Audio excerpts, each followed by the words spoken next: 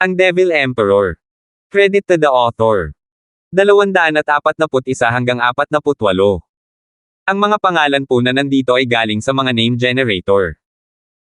Kung meron man pagkakatulad sa mga pangalan ng tao o lugar at pangyayari, ang mga pangalan po na nandito ay galing sa mga name generator. Kung meron man pagkakatulad sa mga pangalan ng tao o lugar at pangyayari, ito ay tunay na hindi sinasadya. Ang kaluskos ng kidlat ay walang tigil sa pagkagulat sa kanyang mga tainga, na nagpagising sa nanghihina at maputlang si Ethan.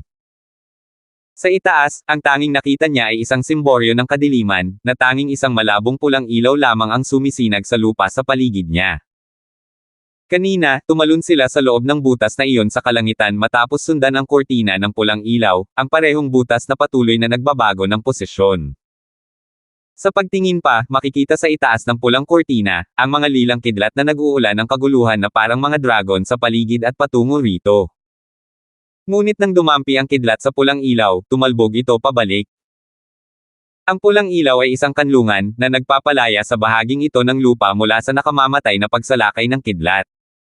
Ito ba ang labi ng emperador ng langit? May bahagyang ngiti, si Ethan ay malubhang nasugatan ngunit hindi nito napigilan ang kanyang kagalakan. Sa wakas ay narito na siya. Paglingon niya sa paligid, ang nakita lang niya ay mga dilaw na batong nakausli sa lahat ng dako. Hindi naman ito mukhang kalakihan, pero hindi siya nabigo kahit kaunti. Ang taong nagpakilala sa bundok, hindi ang mismong tipak ng bato. Kahit na ang labi ng emperador sa langit ay isang ilang, mayroon pa rin itong itinatagong kayamanan. Gumapang si Ethan para tumayo, sabik na maghanap. Sinubukan niyang bumangon ngunit may nakita siyang mabigat na bagay sa ibabaw niya. Pinaglalabanan ni Sator Gord ang kanyang buhay, ang kanyang maliit na mukha ay nasa mahimbing na pagtulog. Nagising si Sator Gord at pinunasan ang laway sa kanyang mukha. Iminulat niya ang kanyang malabong mga mata at ngumiti ng inosenteng, hahaha, gising ka na. Nakangiting tumango si Ethan. Ngunit maya-maya, isa na namang kidlat ang dumagundong sa di kalayuan at natakot si Sator Gord kaya't ibinaon niya ang kanyang ulo sa dibdib ni Ethan, habang ang kanyang mga kamay ay nakahawak kay Ethan habang buhay.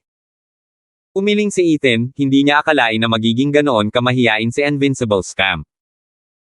Naiintindihan naman natin kung nasa labas tayo, pero bakit ka nagkukunwaring takot dito kung alam mong hindi ka kayang hawakan ng kidlat? Sator Gord? Ligtas tayo rito. Dapat mong bitawan at hayaan mo akong tumingin-tingin sa paligid. Ayoko. Umiling si Sator Gord at niyakap siya ng mas mahigpit, takot ako sa lilang kidlat. Ligtas ako kapag hawak kita. Ngumiti ng malungkot si Ethan at umiling, nako, mas malakas ka sa akin, kaya paano ka makakaramdam ng ligtas sa tabi ko? Mas makabubuti kung ako ang nakahawak sa iyo. Nagreklamo si Sator Gord at inat ang kanyang ulo, medyo naalala ko si Papa, at pakiramdam ko ay ligtas kang kayakap. Tatay. Tanong ni Ethan, may tatay ka ba? Umikot ang mga mata ni Sator Gord at napangiwi ang mukha ni Ethan, ano ba tong sinasabi ko? Sino ba ang hindi? Hindi naman sa galing sa bato ang batang to, di ba? Dali-dali niya itong binaliwala at napahadjejek, hindi naman yan. Nagulat lang ako. Sa lakas ng loob mo, siguradong kahanga-hanga ang tatay mo. Hindi ko alam. Hindi ko pa nakikita ang tatay ko sa ngayon. Malungkot na sabi ni Sator Gord. Tumaas ang kilay ni Ethan habang nag-iisip. Dahil alam niya ang iniisip, dagdag ni Sator Gord, ang tatay na tinutukoy ko ay Ninong. Siya ay may apelyidong Go at may 2 anak na lalaki. Noong hinabol ako dahil sa Demon Purging Decree, siya ang nagligtas at nag-alaga sa akin. Ibinigay ba niya ang pangalan mo? Tanong ni Ethan. Tumango si Sator Gord at nagpakita ng mapait na ngiti, ang angka ng Go ay isang angka ng mga iskolar, kung saan ang bawat henerasyon ay nagtatrabaho bilang mga opisyal. Hindi sila masyadong mataas ang rango, wala ni isa ang may hawak ng mahahalagang posisyon, ngunit nagkaroon sila ng masayang buhay. Matapos niya akong iligtas, itinuring niya akong ikatlong anak at tinuruan akong bumasa at sumulat. Nais niya na maging isang matalinong tao ako, kaya pinangalanan niya akong Sator. Naiintindihan ko. Nakapulot siya ng isang mahalagang kayamanan. Sa pagbabantay mo sa kanila, garantisado ang kanilang tagumpay. Tiyak na agad silang na-promote at naging isa sa mga pinakamahusay ang kanilang angkan, hindi ba? Natatawang sabi ni Ethan. Ngunit bumantong hininga si Satergord sa lungkot, hindi, ako ang nakasakit sa kanila. Kung hindi dahil sa akin, hindi sana namatay ang buong angkan nila. Nagulat si Ethan at agad na nahulaan ang nangyari. Ang batang ito ay hinabol gamit ang Demon Purging Decree, at kahit isang pagbati lang ay magre-resulta na sa kamatayan ng taong iyon. Ang pagbabasa ng lahat ng mga aklat na iyon ay tiyak na nakapagpaisip sa angkan na iyon kaya't natanggap na nila ang kanilang kapahamakan sa kanilang bahay. Huwag kang mag-alala. Tadhana rin yan. Tinapik ni Ethan ang kanyang ulo, ito ba ang dahilan kung bakit ka naging kaaway ng imperyo? Tumanggaw si Satergord, ang mga mata ay may bahid ng kalupitan mula sa kapitan sa kanyang puso, ngunit bumantong hininga sa huli ay naging pabaya ako sa pagsang-ayon sa pangako ng matandang utot na iyon. Ngayon ay wala na akong kapangyarihang labanan ang 7 bahay. Pwede mo namang sinira ang pangako mo. Walang bigat ang mga salita ng bata. Walang masisisi sa iyo. Ginulo ni Ethan ang buhok niya, parang demonyong nasa balikat niya, tinutulak siya tungo sa mali siya at kapahamakan. Ngunit mariing umiling si Satergord, tinuruan ako ni tatay ng kahalagahan ng pagbabasa, tinuruan ako ng karangalan. Hindi ko ikakahiya ang kanyang mga turo dahil lang sa namatay siya. Mabuting bata. Tumanggaw si Ethan, ngunit sa loob-loob ay bumantong hininga, ang isang ambisyosong panla ay nasira sa isang iglap. Pero lahat ng mahilig sa libro ay mga gago. Pero, ayos lang din. Paano pa ako magkakaroon ng ganitong kalayaan kung immoral ang batang ito? Gusto ni Ethan na magpasalamat sa scholar na go na iyon. Salamat sa pagligaw sa makapangyarihang batang ito sa landas ng isang mahilig magbasa at sa listahan ng mga papatayin ko. Natuwa si Ethan at palihim na ngumiti, dapat mong laging pakinggan ang iyong ninong. Tama siya. Tumanggaw si Satergord, natulala sa pagkana ni Ethan na parang sanggol. Siya nga pala, ano ang ibig mong sabihin noong sinabi mong naalala mo ang tatay mo? Naningkit ang mga mata ni Ethan.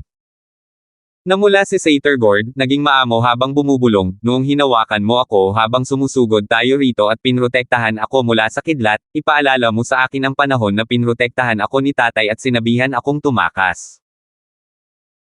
Naiintindihan ko. Bulalas ni Ethan, itinuring ng bata ang pag-arte ko bilang pagmamahal ng isang ama. Ang pagkakaiba rito ay habang mahilig ang lalaking go na iyon sa mga bata, mahal naman ni Ethan ang kanyang sarili. Ang kanyang walang pag-iimbot na ginawa sa pagprotekta kay Satergord ay para lamang mapasailalim niya ito sa kanyang kapangyarihan, kaya naman sayang ang kanyang kamatayan. Kung ang sitwasyon ay isang siguradong makakaligtas lamang, hindi mag-aatubiling itapon ni Ethan ang bata sa mga lobo. Sino ang mag-aakala na ang gawaing ito ay haantong sa isang malaking hindi pagkakaunawaan? Nagpakita si Ethan ng kakaibang ngiti, Sater, paano kung ako ang maging tatay mo?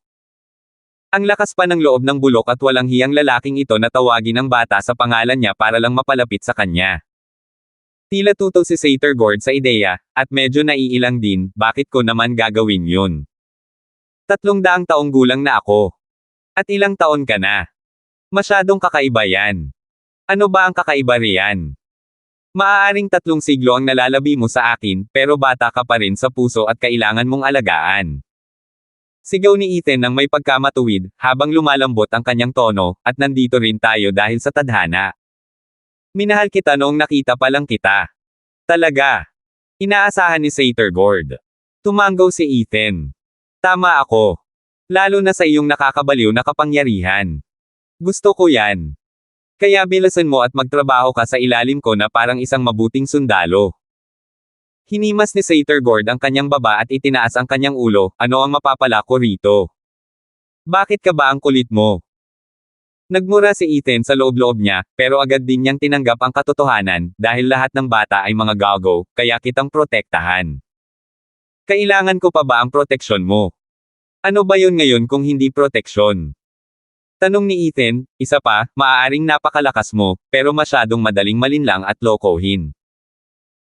Isipin mo na lang, kung hindi ka agad naniwala sa kasinungalingan ng lalaking yun na nagdulot ng proteksyon sa pamilya ng imperyo sa loob ng 1 milenyo, hindi ba't ngayon ay naghihiganti ka na sa 7 bahay? Tanggapin mo ako bilang ninong mo at paprotektahan kita, at ipapakita ko sa mundo kung sino talaga sila. Mga walang hiya, nang ahas kayong lokohin ang anak ko. Sawang-sawa na siguro kayong mabuhay. Nauutil na sabi ni Ethan, nagsalita ng mahahabang salita na nagpatawa kay Satyr Gord, ngunit hindi pa rin mapigil ang mapainit ang loob ng bata. Tayo, mag-ama, ang pinakamalakas at pinakamatalinong kombinasyon. Nakita mo ba ang matandang iyon at ang apat na maliliit na hayop na nakikinig sa bawat sinasabi ko? Mas malakas silang lahat kaysa sa akin pero hindi ba't nakakapit pa rin sila sa bawat salita ko. Iyan ang karunungan. Ang matatalino ang kumokontrol at gayon din ang makapangyarihan. Umiling si Satyr Gord. Tinapos ni Ethan ang kanyang pinakamalakas na bentahe, samahan mo ako at gamit ang aking kapangyarihan, walang mangungutya sa iyo. Higit sa lahat, hindi mo nakakailanganing kainin muli ang mga basurang sangkap na iyan. Kung makakahanap ako ng ikawalong baitang, hinding-hindi kita bibigyan ng ikapitong baitang. Ipinakita sa kanya ni Ethan ang 20 sangkap para sa ikapitong baitang, bilang tanda ng aking katapatan, ito ang lahat ng sangkap para sa ikapitong baitang mula sa aking singsing. Inaamin ko rin na lahat ng iba pang sangkap na ibinigay ko sa iyo ay nasa aking singsing na imbakan. Tanging ang sangkap para sa ikawalong baitang lamang ang kailangang hanapin. Talagang kinailangan kong pumasok sa hanay ng kidlat at magtiis ng napakaraming paghihirap para dito. Walang kapintasan ang pananalita ni Ethan, pinaghalo ang katotohanan at kasinungalingan ng walang kapintasan at itinatago ang kanyang pinakamalaking pagkakasala upang makakuha ng tiwala. Alam niyang mas mahalaga kay Satyr Gord ang balak ng iba na saktan siya. Ito ay isang anino na naiwan sa kanyang puso noong unang panahon. Hindi dapat aminin ni Ethan na siya mismo ang naglagay ng hanay ng kidlat, kailanman. Alam ko. Kinuha ni Satyr Gord ang sangkap, nahuhumaling siya. Habang naluluha, may mga pagdududa pa rin ako kung sinusubukan mo akong saktan, pero ngayon ay nagtitiwala na ako sa iyo. Dahil tapat ka sa mga sangkap mula sa iyong singsing, sigurado akong wala nang ibang nakatago. Tumango si Ethan at bumantong hininga. Paano ako makakaramdam ng kapanatagan kung iiwan ko ang batang ito na madaling malinlang at mag-isa sa mundo? Higit sa lahat, ang pagpapahintulot sa iba na gamitin siya ay magiging isang maling pagpapasya mula sa akin. Magdudulot iyon sa akin ng walang katapusang problema. Mas bagay siya sa aking sapat at parang ama ng mga kamay, hihihi. Tungkol naman sa pagtatago mo ng mga sangkap, alam ko na yan. Nagawa mo ba? Gulat na gulat si Ethan. Kung alam lang ng bata at dahil sa init ng ulo niya, malamang ay ninakaw na niya ang mga iyon kay Ethan ngayon. Pero bakit hindi niya ginawa? Ngumiti si Satyr Gord, sa totoo lang, hindi mahalaga ang pagkain ng mga sangkap. Ang paghihintay sa kanila ang pinaka-nakakaakit sa akin. Kadalasan, lumalabas si Ninong ng ilang linggo, minsan nga ay isang buwan, para maghanap ng mga sangkap na makakain ko. Palagi siyang bumabalik na may dalang mga pang-grade 1 o 2, pero ang imahe niya na lumilitaw na puno ng pag-asa sa paglubog ng araw ay nagbigay sa akin ng kapayapaan. Naiintindihan ko. Kung gayon, ibalik mo ang mga iyon at ibabalik ko ang isa kada 1 o 2 linggo. Dinilaan ni Ethan ang kanyang mga labi, umaasa pa ring hindi niya ito masasayang ng ganito. Pero niyakap sila ni Satyr Gord ng mahigpit, at lumingon, paano mo hihingi ng isang bagay na naibigay mo na? Anong klaseng ama ka? Nagningning ang mga mata ni Ethan at tumawa, ibig sabihin ba niyan ay ituturing mo akong ninong? Maamong tumango si Satyr Gord. Humagalpak ng tawa si Ethan habang nakatingala sa langit. Hahaha, kasama ang halimaw na anak na ito, anong 7 bahay, anong Regent Estate ang maglalakas loob na guluhin ako? 242. Sa kalagitnaan ng pagtawa, nanlaki ang mga mata ni Ethan, nang inag siya at, sa ilalim ng epekto ng lilang kidlat, ay dumura ng dugo. Nang tumama ang dugo sa lupa, sumabog ito at nag-iwan ng itim na marka. Sumigaw si Satyr Gord, Ninong, ayos ka lang ba? Ayos lang ako. Masyadong malakas ang lilang kidlat na ito. Pinunasan ni Ethan ang dugo, at huminga ng malalim na may seryosong tingin sa kanyang mga mata. Lumampas ang lilang kidlat sa kanyang kalkulasyon. Ang bahaging hindi niya napino gamit ang Demon Transformation Art ay gumala sa kanyang katawan ngayon lang at nagdulot ng kapahamakan. Pero wala rin siyang paraan para pigilan ito. Para itong mabagal na lason.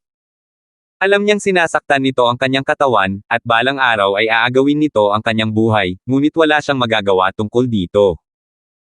Habang nakatingin sa malayo, sa mga bato at dilaw na buhangin, huminga ng malalim si Ethan at tumayo, matigas ang mukha, Satyr, tulungan mo akong maghanap ng anumang kainahinala. Alam niyang ang lilang kidlat ay isa sa mga kakayahan ng Heavenly Emperor at tiyak na kailangan ng Emperador na gumawa ng paraan para mapaalis ito. Wala siyang ibang magawa kundi ang hanapin ang mga labi ng Heavenly Emperor at hanapin ang lunas na iyon.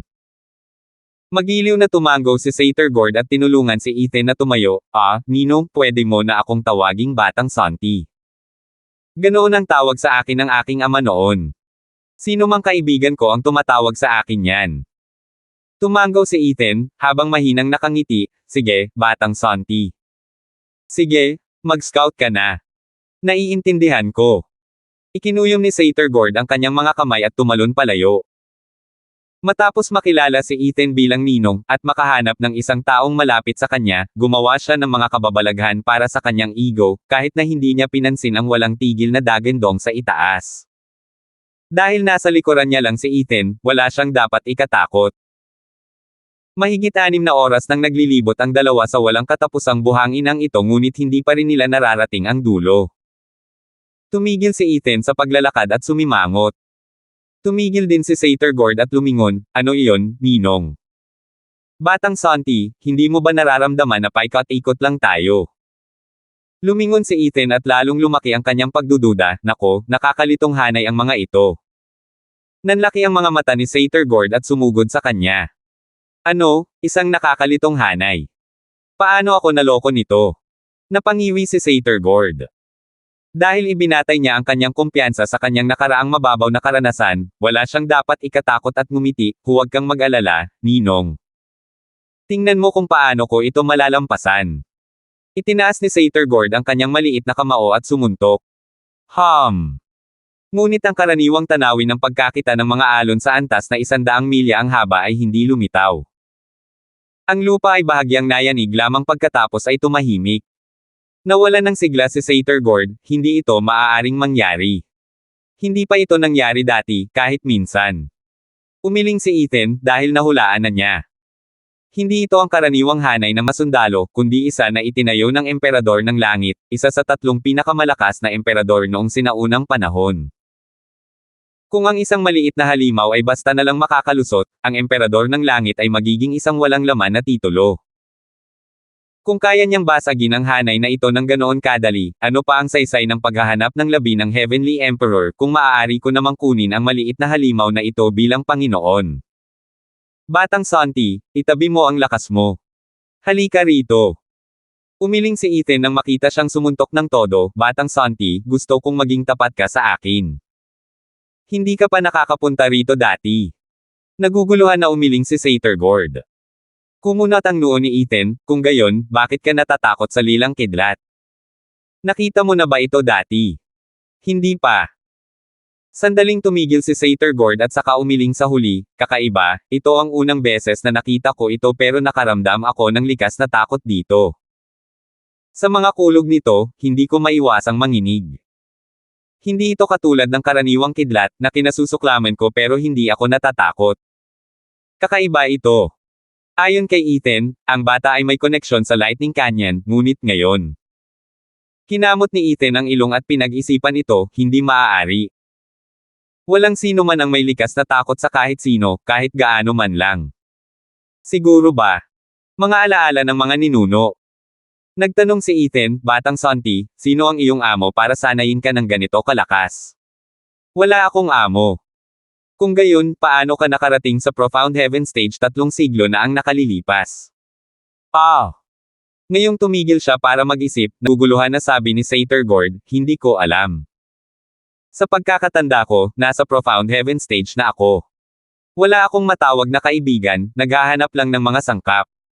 Nabigla si Ethan nang may pumasok na radical na conclusion sa kanyang isipan. Paano kung hindi tao ang batang ito? Dinilaan ni Ethan ang kanyang tuyong labi, siya mismo ay natakot sa naisip na iyon. Ang karaniwang tao ay naging mas malakas sa pamamagitan ng masigasig na paglinang at pag-unawa sa makalangit na daw. Ngunit may ilang mga nilalang na likas na malakas, tulad ng mga espiritual na hayop. At ang mga nagkatawang tao, ay mas mataas kaysa sa mga espiritual na hayop lamang. Hindi naglakas loob si Ethan na tapusin ang iniisip niya. Kung totoo ito, hindi ba't ang Mortal Domain, ang lugar na kinamumuhian ng lahat ng eksperto mula sa Sacred Domain, ay isang lugar na dapat isaalang-alang? Ang pag-alala sa misteryosong eksperto sa Beastland Mountain Range ay lalo lamang nagpatibay sa kanyang teorya. Ninong, binaling ni Satergord ang kanyang nagniningning na mga mata sa kanya, gagamitin ko ang aking ilong. Sa ilusyonaryong hanay dati, nakikita ko ang anumang peke gamit ang aking ilong. Walang makapagsisinungaling sa aking pangamoy. Makakahanap ako ng paraan para makalabas tayo agad. Umiling si Ethan sa pagkadismaya. Gumana ito sa labas dahil maraming iba't ibang amoy ang nanggagaling sa labas ng hanay. Pero dito, sa kabila ng lahat ng buhangin na ito, mas marami na lang ang buhangin. Kung ang hanay na ito ay may ganitong kahinaan, ang emperador ng langit ay maituturing na isang hanggat, ikulong at itatapon ang susi ng kanyang sel. Bago pa siya makapagsalita, ikinuyom ni Satergord ang kanyang ilong at sinabing, may nahanap ako, Ninong. May naamoy akong pamilyar. Ano? Nanlaki ang mga mata ni Ethan, hinayaan ang sarili na hilahin ng bata. Pagkatapos ng ilang hakbang, huminto sila. Kumunat ulit ang noo niya at itinuro, ayan ang labasan natin. Nakahanap si Ethan ng 3 pulgadang nakausling bato. Isang sipa lang ay madali itong mapalipad. Ito ba ang sentro ng ilusyonaryong hanay? Bago pa niya maintindihan ang lahat, tumalon si Satergord at binuhat ito. Pagkatapos ay bumagsak sa gilid. Whoosh! Biglang nagbago ang paligid. Naglalakad sila pababa nang dumating ang pagbabago ng tanawin at nahirapan silang kumilos ng mabilis. Kalahating milya lamang ang lapad ng lugar na ito, na may madilim at tahimik na kalangitan, ngunit ang lupa ay hindi na buhangin. Sa halip, ito ay pulang lupa. Madaling naamoy ni Ethan ang amoy ng dugo. Nang lingunin niya ang nakaraan, napagtanto niyang naglalakad sila ng paikot-ikot wala pang 100 metro ang layo mula sa gilid. Huminga ng malalim si Ethan at natuwa, salamat sa Diyos at kasama ko si Satergord, kung hindi ay mahuhuli akong patay na gumagala sa ilusyonaryong hanay ng mag-isa. Pagkatapos, may ilang hikbi ang pumasok sa kanyang mga tainga. Tumingin si Ethan kay Satergord na nakasandal sa isang pulang haligi at lumuluha.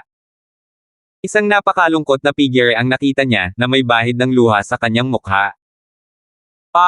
Batang Santi, anong problema? Tinaasan ni Ethan ang isang kilay. Umiling si Satergord habang pinipigilan ang kanyang pag-iyak, hindi ko rin alam.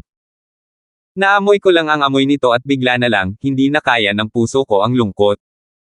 Gulat na gulat, pinagmasdan ni Ethan ang pulang haligi. Ang tingin pa lang na iyon ay nakapagpatalo na sa kanya sa takot. Daan-daang metro ang taas nito, nakausli sa lupa na parang bundok.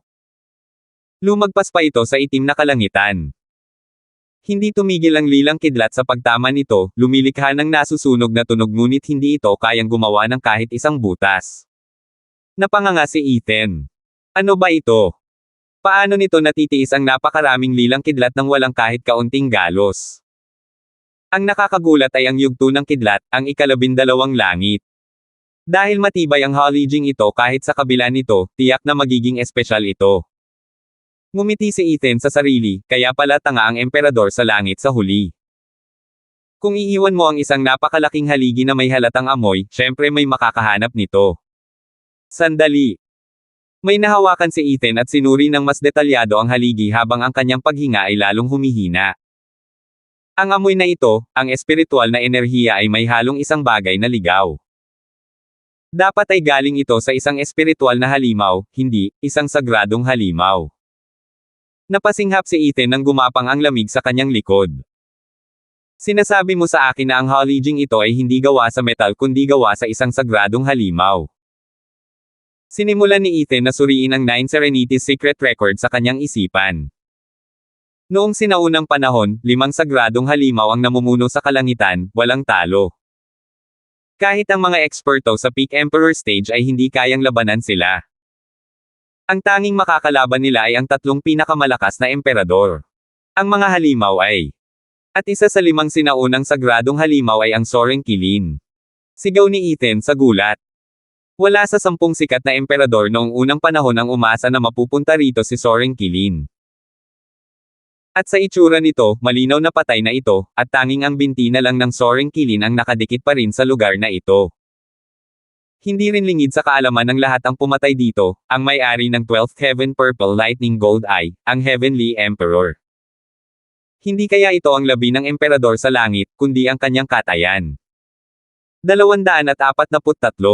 Boom! Pinukaw ng yumanig na lupa si Kindstone mula sa kanyang mga iniisip. Lumingon siya at nakita si Satyr Gord na umiiyak habang ibinubuhos ang kanyang buong lakas sa pag-alog ng haligi. Kasabay ng pagyanig ng haligi, gayon din ang buong espasyo.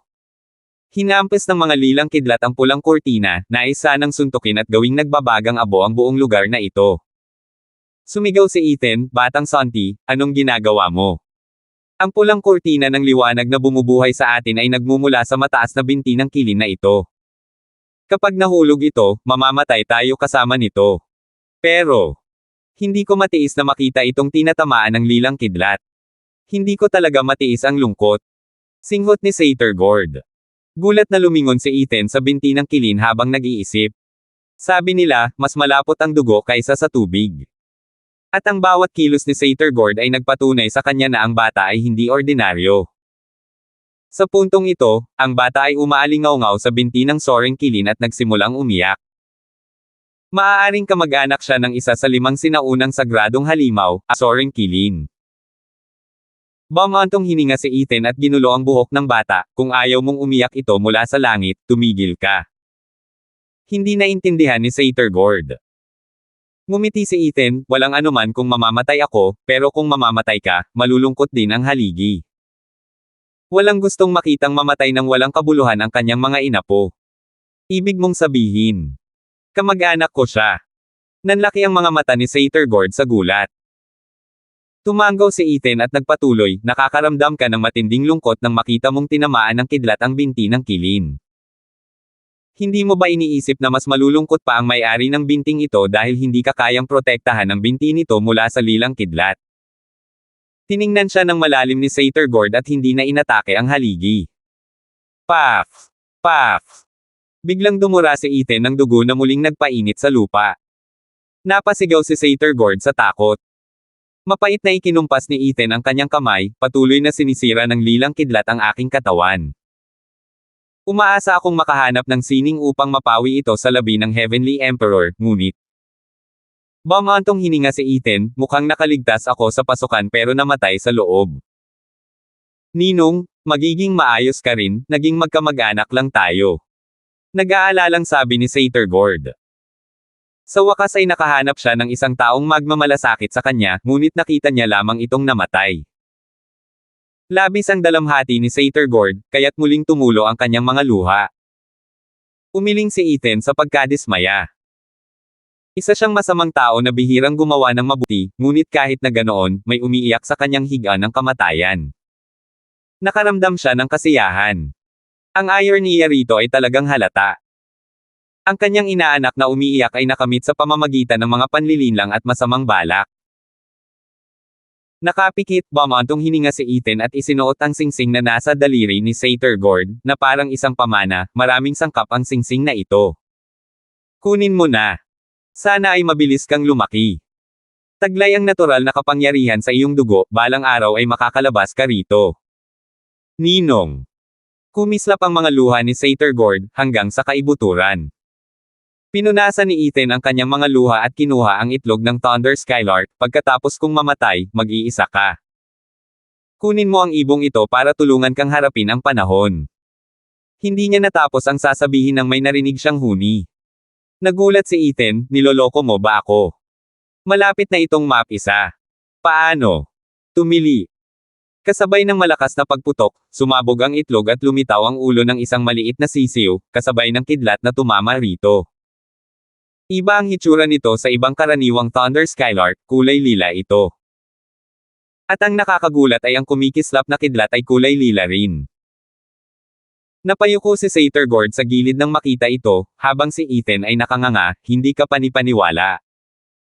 Kaya nitong gamitin ang First Heaven Purple Lightning pagkapanganak. Ang Thunder Skylark na ito ay isang variant. Array. Kumurap ang sisiw kay Ethan, inakala niyang ina niya ito. Napasigaw ito suwa at ikinumpas ang mga pakpak habang tumatalon papunta sa kanya. Hindi pa ito makalipad dahil kakapanganak pa lang, paika-ikang isinasabit ang mahina nitong katawan at hinihimas ang ulo nito sa kanya. Wala sa sarili si Ethan habang nakatingin sa kumukurap na sisiw. Pagkatapos ay nagmura siya, ikaw na maliit na manok, nas ulit mo ang paglalakbay na ito sa Lightning Canyon. Ang isang normal na Thunder Skylark ay maaari lamang umabot sa ika-6 na antas gamit ang karaniwang kidlat. Pero ikaw na maliit at masungit na nilalang ay ipinanganak na may lilang kidlat. Nasasabik akong makita kung gaano kataas ang kaya mong maabot. Ninong, hawakan mo. Huwag mong hayaang lumapit sa akin. Nagtatago si Satyr-Gord sa likod ng binti ni Kilin at sumisigaw sa takot. Tumawa si Ethan, batang Santi, ano ang kinatatakutan mo? Ang lilang kidlat nito ay nasa unang langit lamang. Hindi nito ako masasaktan, lalo na ikaw. Kapag wala na ako, ang isa't isa na lang ang makakasama ninyo sa mahahabang araw ng kalungkutan dito. Huwag kang matakot, ha?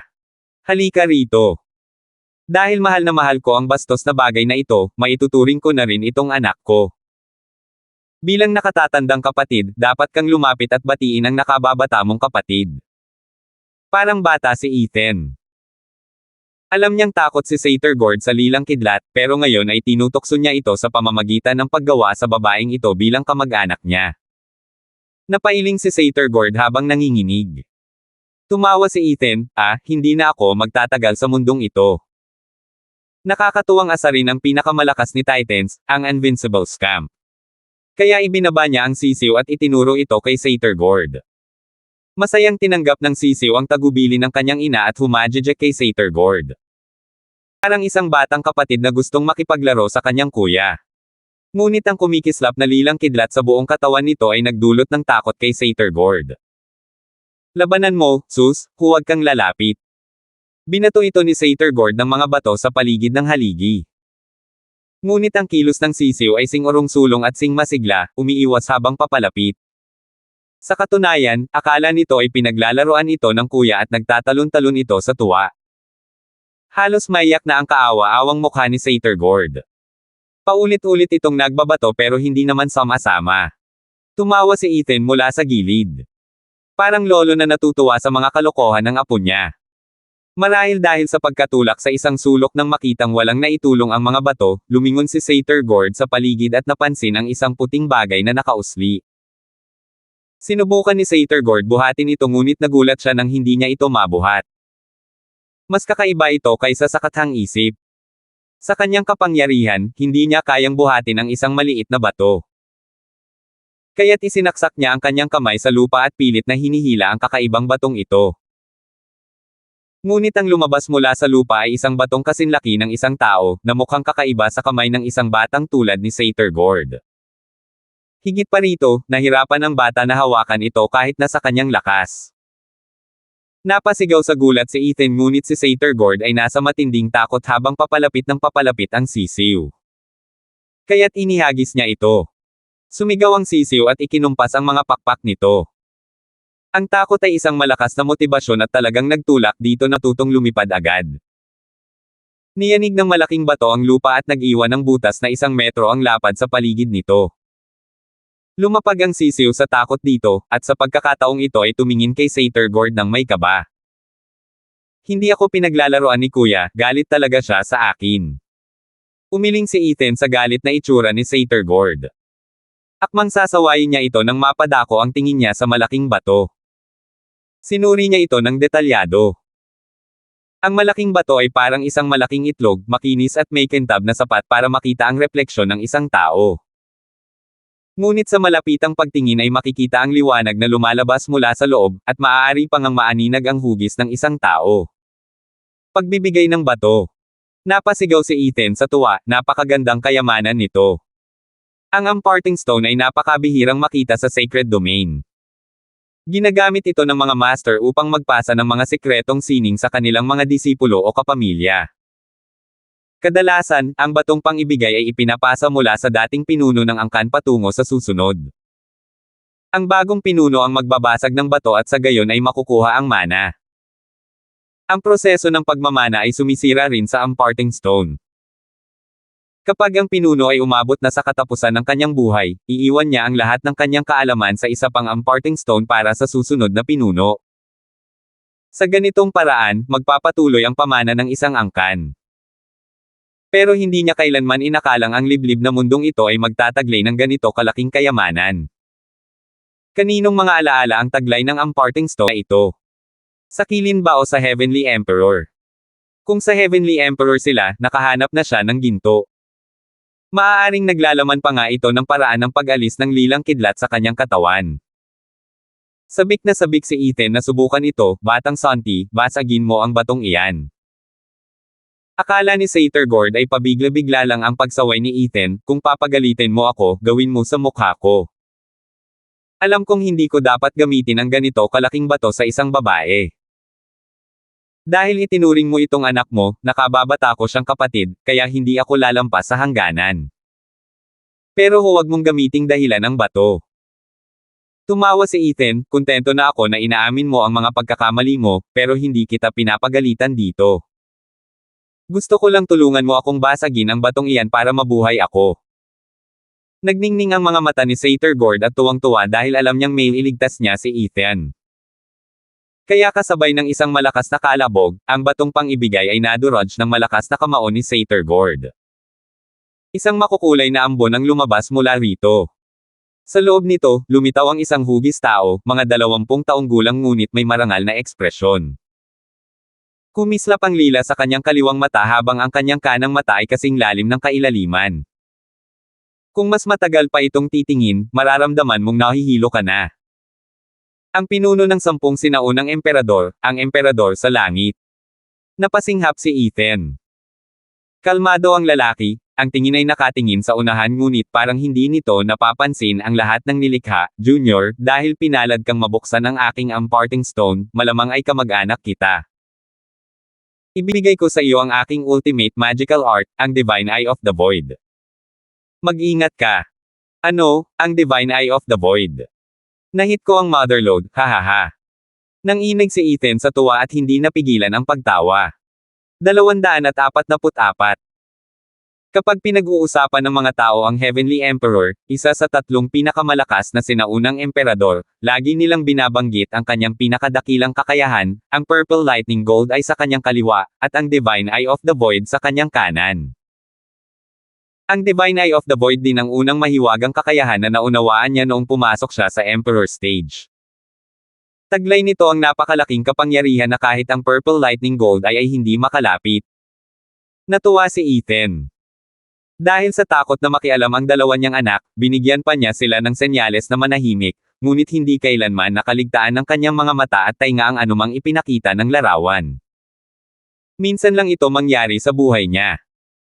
Ang kahit isang salita lang na hindi niya masabi ay mag-iiwan sa kanya ng walang katapusang pagsisisi. Ang banal na mata ng kawalang hanggan ay isang sukdulang mahiwagang sining ng mata. Ito ang iyong pansin sa salitang kawalan. Ito ay isa pang salita para sa kawalan. Sa kawalan lamang magkakaroon ng espasyo ang isang tao. At ang maging kaysa ng kawalan ay isang birtud. Tutal, ang lahat ng espasyo ay kawalan at hindi kawalan ng sabay. Tumayo ng mataas ang imahe ng emperador sa langit habang ibinabahagi niya ang sining. Hindi man lang kumurap si Ethan, natatakot na mawala kahit isang minuto ang kilos. Naramdaman ni Satyr-Gord at nagsisiw kung gaano ito kahalaga kay Ethan kaya tahimik silang nanatili sa gilid. Sa loob ng 3 araw at 3 gabi, hindi gumalaw, hindi nagsalita, o kumurap man lang si Ethan dahil sa sobrang abala niya sa pagbabasa. Nagtapos ang emperador sa langit sa, ibinigay ko na sa iyo ang 12 yugto ng Divine Eye of the Void. Hawak mo na ngayon ang kapangyarihang gawing pinakamataas ang ating angkan, ang kailangan mo lang gawin ay gawin ito. Tungkol sa aking pangalawang mahiwagang sining, ang Purple Lightning Gold Eye, ito ay isinilang mula sa Divine Eye of the Void na ito. Kung ang iyong talento ay hindi nagkukulang, darating ito sa iyo sa paglipas ng panahon nang hindi mo na kailangang sanayin ito. Kung nagkukulang ka sa anumang paraan, hanapin ang isa ko pang imparting stone upang matulungan kang sanayin ito. Ngunit kung nais mong sundan ang aking mga yapak at maabot ang aking kapangyarihan, tumigil ka rito. Kunin mo ang ibinigay ko sa iyo at gamitin ang iyong sariling mga kakayahan upang maunawaan ito. Nawala ang ambon at naglaho ang anyo ng emperador sa langit, naiwan ang mga piraso ng batong nagbibigay ng amparteng. Ang mga pirasong ito ay naging mga walang kwentang tipak ng bato. Kumunat ang noo ni Ethan.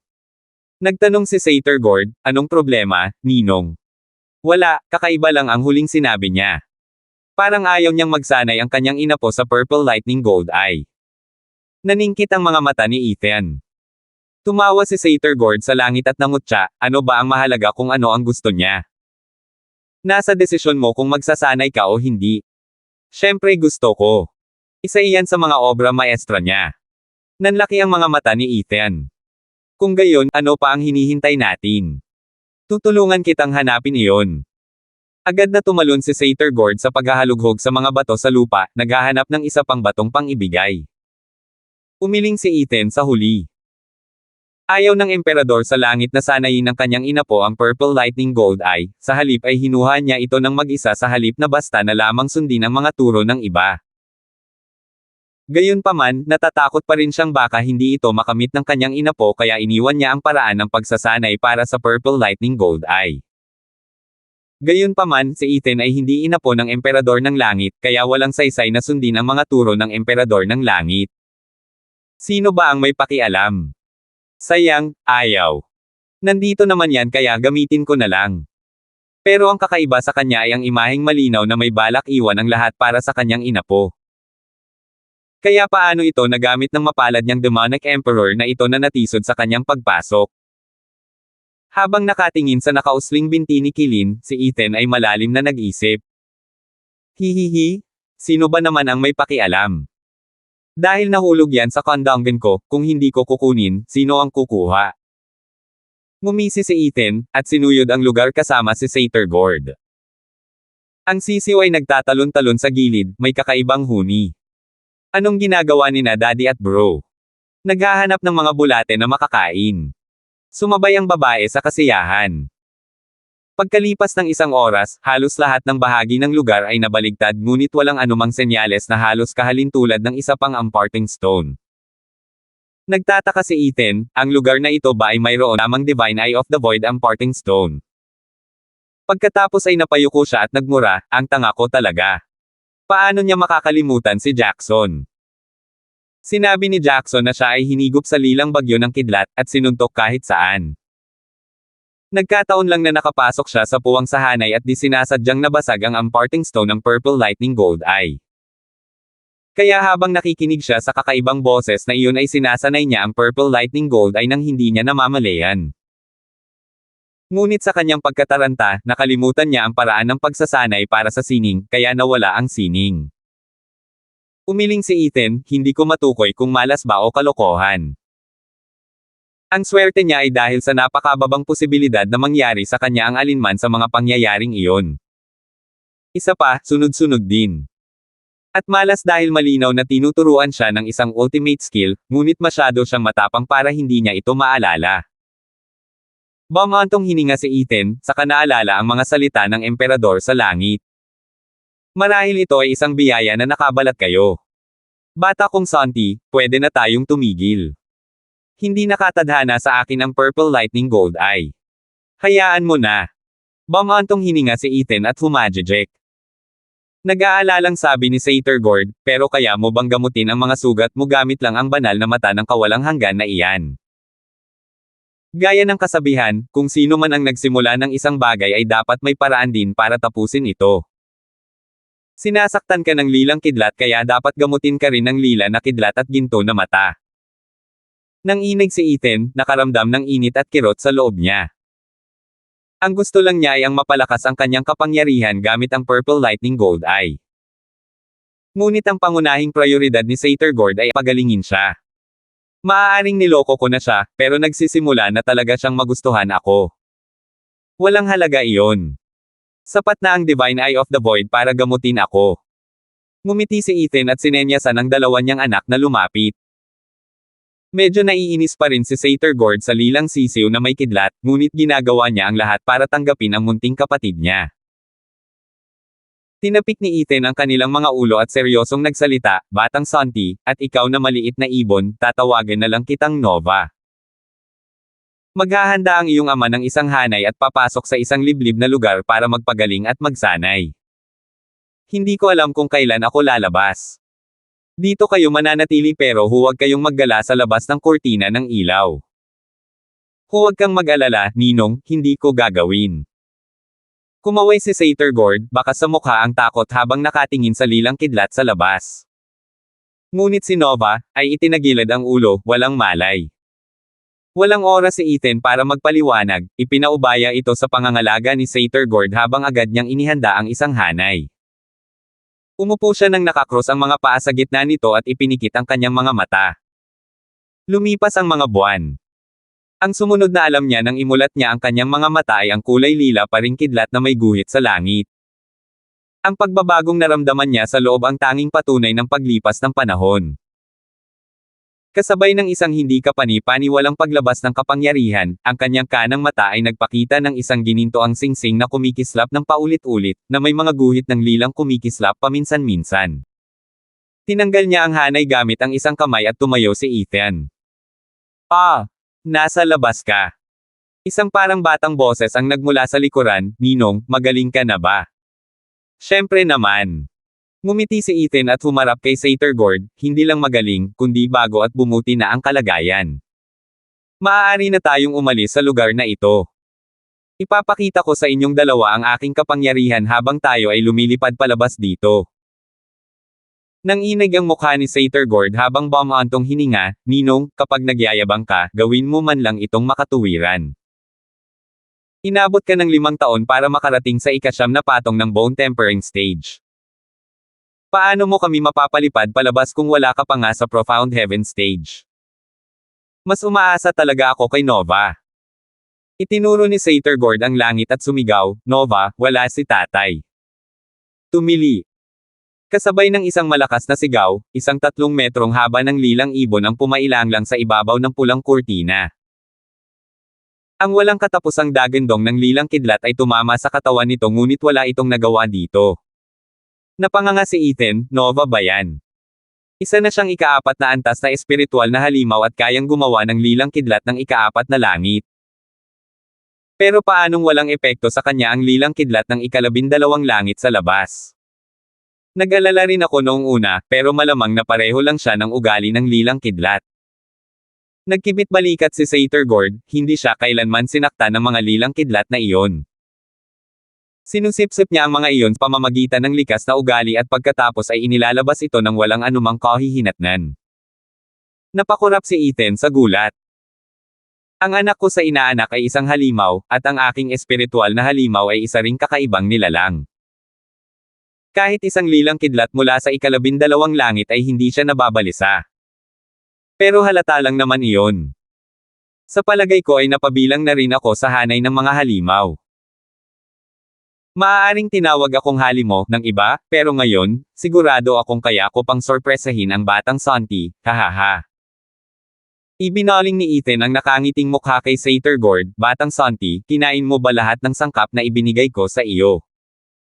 Matagal na panahon na ang nakalipas, at kalahati lang ang kinain ni Nova. 3 taon na akong walang nakakain na sangkap at hindi rin ako makalabas. Nagugutom na ako rito. Hinaplos ni Satyr Gord ang kanyang tiyan habang nanlulumo. Tinapik ni Ethan ang balikat niya, "Huwag kang mag-alala, ilalabas ka na ni Dad." "Oo nga. Isang 9th layer bone tempering cultivator. Kahit na kailangan mo munang gumaling, napakabagal mo pa ring sumulong," pang-aasar ni Satyr Gord, pagkatapos ay bumaantong hininga, "Nasa Nova ang lahat ng pag-asa ko. Hindi siya takot sa lilang kidlat at kapag nahanap na niya ang tamang daan palabas dito, magdadala siya sa akin ng maraming sangkap, hihihi." Lumubog ang mukha ni Ethan, paano ko hahayaang maliitin ng isang anak ang kanyang ama? Kaya umubo siya para makuha ang atensyon ni Satyr Gord, "Bata kong Santi, paano mo nagawang maging malupit sa matandang lalaki mo? Pinapasama mo ang tingin mo sa akin. Halika, suntukin mo ako. Ipapakita ko sa iyo kung ano ang kaya kong gawin. Hindi lang puro kaltibash ang lahat." Tiningnan siya ni Satyr Gord ng kakaiba, "Tay, seryoso ka naman. Kahit isang eksperto sa Radiant Stage ay hindi kayang tiisin ang suntok ko. Tigilan mo na ang daldal mo at simulan mo na. Sinabi ko nang ipapakita ko sa iyo ang kapangyarihan ko at iyon ang gagawin ko. Sigaw ni Ethan. Bumantong hininga si Satyr Gord at iniunat ang isang daliri, napakatigas ng ulo ni tatay kaya wala akong ibang magawa kundi paglaruan siya. Hay, sana lang hindi ko ito sabrahan. Pamitik lang si Satyr Gord. Isang alon na parang palaso ang tumama diretso kay Ethan. Nakontrol ni Satyr Gord ang kanyang kapangyarihan sa pinakamababa, ngunit hindi ito basta-basta na lang ipagwalang bahala ni Ethan. Ngunit nakatayo siya roon nang walang pakialam sa mabilis na paglapit ng atake. Mag-ingat ka, Ninong. Sigaw ni Satyr Gord sa takot, bakit hindi ako nagpigil pa? Kahit na body cultivator si tatay, napakababa lang ng level niya at mag-iiwan ito sa kanya ng pool. Hindi pa doon natapos ang kanyang pagkabigla nang kumislap ng ginintuan ang kanang mata ni Ethan at naglaho sa ere. Nang lumitaw siya, nasa likod siya ni Satyr Gord. Unang yugto ng Divine Eye of the Void. Natatawang sabi ni Ethan. Nagulat si Satyr Gord. Dahil sa sandaling nawala si Ethan, nawala ang lahat ng bakas niya. Hindi lang ang paningin, kundi pati na rin ang pangamoy at pandinig, hindi siya natukoy ng lahat ng pandama na para bang wala na siya sa mundong ito. Hindi ito maaaring maging. 245. Batang Santi, narito na ang suntok ko. Bago pa man makabawi si Satyr Gord sa kanyang pag-iisip, sumigaw si Ethan. Sa huli ay nangutya si Satyr Gord, tay, madali lang ang umiwas, pero ang pagsuntok. Nagsimula sa isang kislap, isang lilang kidlat ang sumilay para sa kanya. Nanlaki ang mga mata ni Satyr Gord at sumigaw ang kanyang likas na ugali na umiwas sa likod ng haligi at tumalon. Biglang tumawid ang kidlat sa kalawakan, at tinamaan ang haligi ng malakas na kalabog. Sumilip si Satyr Gord at nakita ang kamao ni Kindstone na nababalot ng lilang kidlat, Ninong, paano mo nagagamit ang lilang kidlat? Hahaha, salamat yan sa Divine Eye of the Void. Ipinitik ni Ethan ang kanyang kamay, na mayabang matapos makita ang reaksyon ng batang si Santi. Sa wakas ay nakapagpakita na siya sa harap ng kanyang maladyos na ampun na anak, ang Divine Eye of the Void ay nagbibigay diin sa kawalan. Ang pangunahing gamit nito ay ang kontrol sa espasyo. Ang unang yugto ay nagbibigay daan sa akin na lumipat ng lugar kahit saan sa saklaw ng aking paghahanap ng kaluluwa. At kumislap ng ginintuan ang kanang mata ni Ethan at lumitaw ang singsing ni Satyr Gord sa kanyang daliri, pinapayagan ako nitong kontrolin ang mga walang buhay na bagay, binabago ang kanilang lokasyon. Hahaha, batang Santi, dahil kinain mo na ang lahat ng sangkap mula rito, hindi mo nakakailanganin ang singsing ko para sa imbakan. Maging si Satyr Gord ay hindi maiwasang mamangha sa paliwanag at pagpapakita ng isang natatanging sining. Ito ang unang pagkakataon sa buhay ni Invincible Scamp na nagpakita ng ganitong gulat na mukha. Hindi ba't gagawin kang walang talo niyan, dahil walang makakatama sa iyo? Kumurap si Satyr Gord. Kinamot ang baba ni Ethan at tumango, masasabi mo iyan, pero hindi rin naman ganoon. Kung ang unang yugto ng Divine Eye of the Void ay napakawalang talo, ano pa ang saysay ng natitirang 11 yugto? Sa totoo lang, kontrol lamang ito sa espasyo. Kung ang espasyo ay maselyuhan, o kung ako ay nasa loob ng ibang espasyo, tapos na ako. Kung gayon, ano ang nangyari sa lilang kidlat? Paano? Nauutol na sabi ni Satyr Gord. Ngumisi si Ethan at ang kanang mata niya ay nagkulay lila, matapos sanayin ang Divine Eye of the Void sa unang yugto, ang kanang mata ko ay kayang magbukas ng isang pocket dimension. Ang mga lilang kidlat na iyon na sumire sa katawan ko at hindi matanggal ay nakaimbak na ngayon sa pocket dimension na iyon. Gamitin ko ang mga ito ayon sa aking kagustuhan. Kaya ko sinabing hindi lahat ay cultivation. Maaaring halos lahat ng oras ko ay ginugol ko sa pagpapagaling at pag-unawa sa unang yugto ng Divine Eye of the Void, ngunit ang tunay na kapangyarihan ay ibang usapan na. Ngumisi si Ethan, naiwan si Satyr Gord na tulala. Kahit hindi dumaan si Ethan sa malalaking pagbabago sa nakalipas na 5 taon, ang pagsasanay sa isang kahangahangang sining ay nagpaging kakaiba sa kanya. Kung hindi ito nakita mismo ni Satyr Gord, hindi siya maniniwala. Kung lalabas ng ganito, para siyang lobo na nagtatago sa gitna ng mga tupa, handang manakit sa kahit sinong tinatawag na eksperto dyan. Sino ba naman ang mag-aakala na ang isang ikasyam na patong ng Bone Tempering Cultivator ay may ganitong kalaking kakayahan? Kay kumusta naman ang ikalawang yugto, Ninong? Tingnan ko nga. Sabik na masaksihan ni Satyr Gord ang higit pang kapangyarihan ng Divine Eye of the Void. Namumula si Ethan at umubo ng may pag-aalala. Napakahirap intindihin ang Divine Eye of the Void. Kahit ako, natutunan ko lang ang unang yugto pagkatapos ng mahabang panahon. Lumubog sa pagkadismaya ang mukha ni Satyr Gord bago pa man siya matapos. Napakamot si Ethan sa kanyang ulo, walang magawa, ang mukha ng bata ay mas mabilis na nagbago ng tono kaysa sa panahon. Ngunit may sinabi siyang nagpasaya kay Satyr Gord, pero dahil ang espasyong ito ay may parehong pinagmulan ng aking Divine Eye of the Void, maaari na tayong umalis sa lugar na ito. Batang Santi, makakakain ka pa ng mas maraming sangkap. Ang galing! Tumalon si Satyr Gord ng 10 talampakan sa tuwa, bumalik na sa kanyang pagiging masayahin. Narinig na niya itong sinabi ni Ethan dati ngunit hindi siya naniwala kahit kaunti. Ngayon, pagkatapos ng demonstrasyon ni Ethan, lubos siyang naniniwala. Lumipad din si Nova sa harap ni Ethan at tuwang-tuwa na pinaligiran si Ethan. Tumawa si Ethan at inulit ang paliwanag bago ipinakita ang kanyang Thunder Ring, huwag kang tumanggi habang inilalagay kita sa aking singsing. Pagkatapos ay aalis kami sa lugar na ito at ilalabas ka namin. Ikinumpas ni Nova ang mga pakpak nito sa tuwa. Pakiramdam niya ay napakalapit nito sa Thunder Ring dahil pino ito mula sa kanyang ina at pumasok dito nang walang reklamo. Nag-aalangan si Satyr Gord, Ninong, sandali lang. Humarap si Satyr Gord sa haligi, lumuhod, at 3 beses nanuntog ang ulo sa lupa, habang umaagos ang mga luha sa kanyang mukha. Hindi ko alam kung sino ka, pero alam kong kamag-anak kita. Hindi ko alam kung paano ka namatay, pero nasasaktan ako sa iyong pagkamatay. Aalis na ako ngayon, iiwan kitang mag-isa. Ingatan mo ang iyong sarili. Pinunasan ni Satyr Gord ang kanyang mukha at lumapit kay Ethan. Hindi siya lumingon, sa takot na baka ayaw na niyang umalis. Inilagay si Satyr Gord sa ring, tumingin si Ethan sa haligi at bumantong hininga, Soaring Kilin, hindi ako mabuting tao, at ayaw kong mapajitin ka at ang emperador sa langit. Bilang isang Soaring Kilin, isa kang sangkap na ipinadala ng langit para sa akin. Paano ko hindi ka gugustuhin? Pero, bilang ninong ng batang ito, umaasa pa rin ako na maiibsan ko ang kanyang sakit. Bumantong hininga, kumislap ang mga mata ni Ethan at tumama sa haligi. Kasabay ng isang malakas na kalabog, umuga ang haligi at bumagsak. Kasabay ng pagguho nito, naglaho rin ang pulang kurtina. Ang lilang kidlat sa itaas ng itim na kalangitan ay sumugod kay Ethan na parang mga tsikal, nais siyang punitin ng mahigpit. Ngunit kalmado pa rin si Ethan gaya ng dati. Inilagay niya ang binti ng kilin sa kanyang singsing at saka kumislap ang kanyang ginintoang mata, kasabay ng pagtama ng lilang kidlat sa kanya at paglaho sa mundong ito. Ang sumunod na alam niya, nasa labas na siya ng butas na dati niyang pinapasok sa espasyong ito. Ngunit hindi siya tinamaan ng kidlat nang maglaho siyang muli.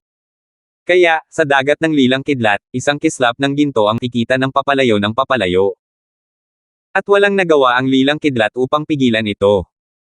Nang marating nila ang gilid ng Lightning Canyon, muling kumislap ang ginintoang mata ni Ethan. Whoosh! Ang huling hintuan niya ay sa isang masukal na kagubatan.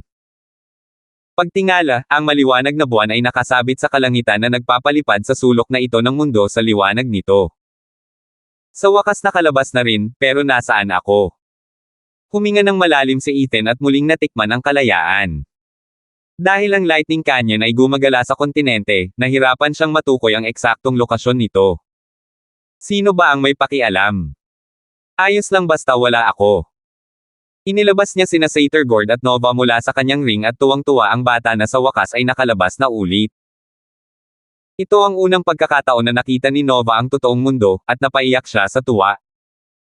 Lumipad ito kahit saan, interesado siyang galugarin ito.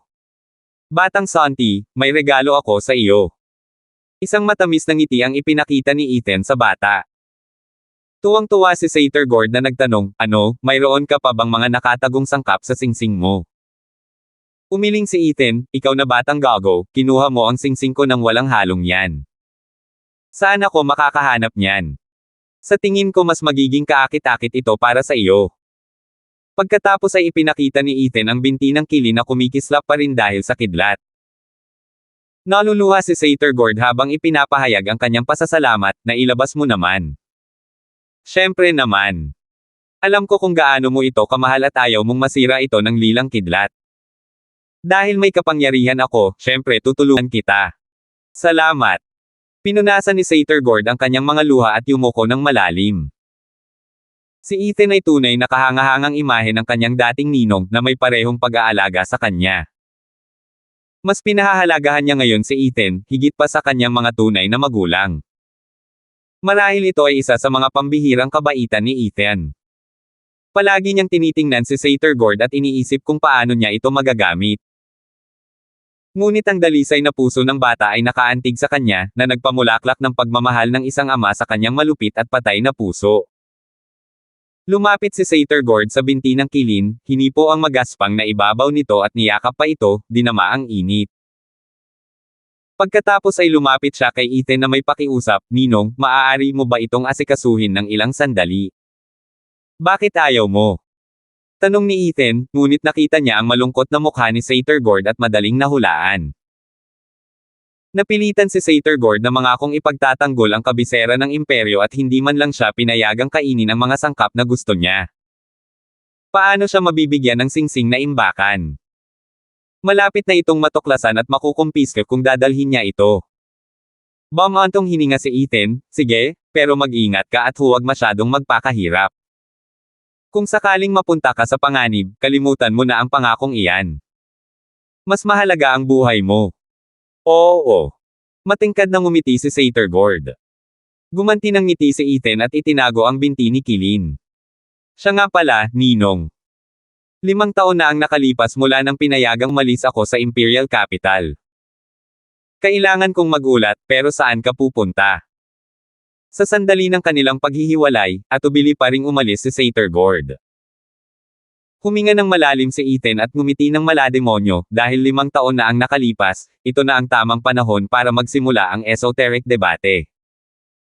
Pupunta ako roon para pasiglahin ang sitwasyon. Tingnan natin kung matutupad ng mga maalamat na Regent Estate freaks ang inaasahan, hahaha.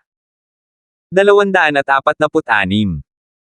Lungsod ng mga naanod na bulaklak, sa pasukan ng silid na bato sa likod ng edipisyo ng mga naanod na bulaklak. Naghihintay si Lola, kasama sina Iris at ang tagapangasiwa ng Peony. Sa ilalim ng mainit na sikat ng araw, sa gitna ng nakakapreskong huni, sila lamang ang walang pagbabago sa mga mukha, ang kanilang mga mata ay nakatuon sa pintong bato. Damugong. Kasabay ng isang mabigat na tunog, bumukas ang mabigat na pintong bato at lumabas ang 4 na figure. Ang una ay nakasuot ng takip na seda, ngunit hindi maitago ang kanyang pinong figure at ang kanyang kaaya-ayang tindig. Ang kanyang mga mata ay sapat na upang mabigla at mahalin ang sinuman sa mundo sa kanyang kagandahan. At sa likuran niya ay may 3 matandang babae. Mukhang kalmado sila, ngunit halatang tuwang-tuwa. Napakunot ang noo ni Benjo at nagpadala siya ng 3 pilak na karayom sa babae. Ngunit itinaas lamang ng babae ang kanyang maselang kamay ng walang kahirap-hirap. Biglang lumamig ang hangin at nabuo ang isang pader ng malamig na ambon. Mabilis na nawala ng bilis ang 3 karayom at tuluyang nahulog sa lupa at nagyelong piraso. Bumantong hininga si Lola bilang pagpuri, Clara, malaki ang iyong umunlad, na parang isinilang muli. Kung hindi dahil sa pagpapabeya sa paglilinang sa nakalipas na dekada, hindi ka magiging mas mahina kaysa sa ibang mga bahay na napili sa esoteric debate. Tunay nga, ang taong ito na lumabas pagkatapos ng mahabang 5 taon ng pag-iisa ay si Clara. Hindi na siya kasing hina ng 5 taon na ang nakalilipas. Para siyang isang matayog na glacier, karapat-dapat sa titulong Ascending Ice Phoenix. Napakabait mo, Lola. Lahat ng ito ay salamat sa ating 3 kagalang-galang na tumutulong araw at gabi sa aking pagsasanay. Nagpapasalamat ako, mga kagalang-galang. Bahagyang yumuko si Clara sa 3 matandang babae sa likuran niya, gayon din si Lola at ang mga tagapangasiwa. Nagsalita ang mga kagalang-galang, ito na lamang ang pinakamaliit na magagawa namin bilang mga kagalang-galang ng Drifting Flowers Edifice. Kahanga-hanga ang talento ni Clara, kailangan na lang pasiglahin ang kanyang potensyal. Ginawa na niya ang iba. Muling yumuko ang apat, at isinara ng mga kagalang-galang ang pintong bato gamit ang isang pagkaway. Lumapit si Benjo kay Clara at tiningnan siya mula ulo hanggang paa. Ikawalong patong ng Profound Heaven Stage, magaling. Ipapakita natin sa mundo ang kapangyarihan ng Drifting Flowers Edifice sa esoteric debate na ito. Nagningning ang mga mata ni Benjo. Ngumiti si Iris Overseer, sa Clara, ipapakita natin sa kanila kung sino ang Drifting Flowers Edifice.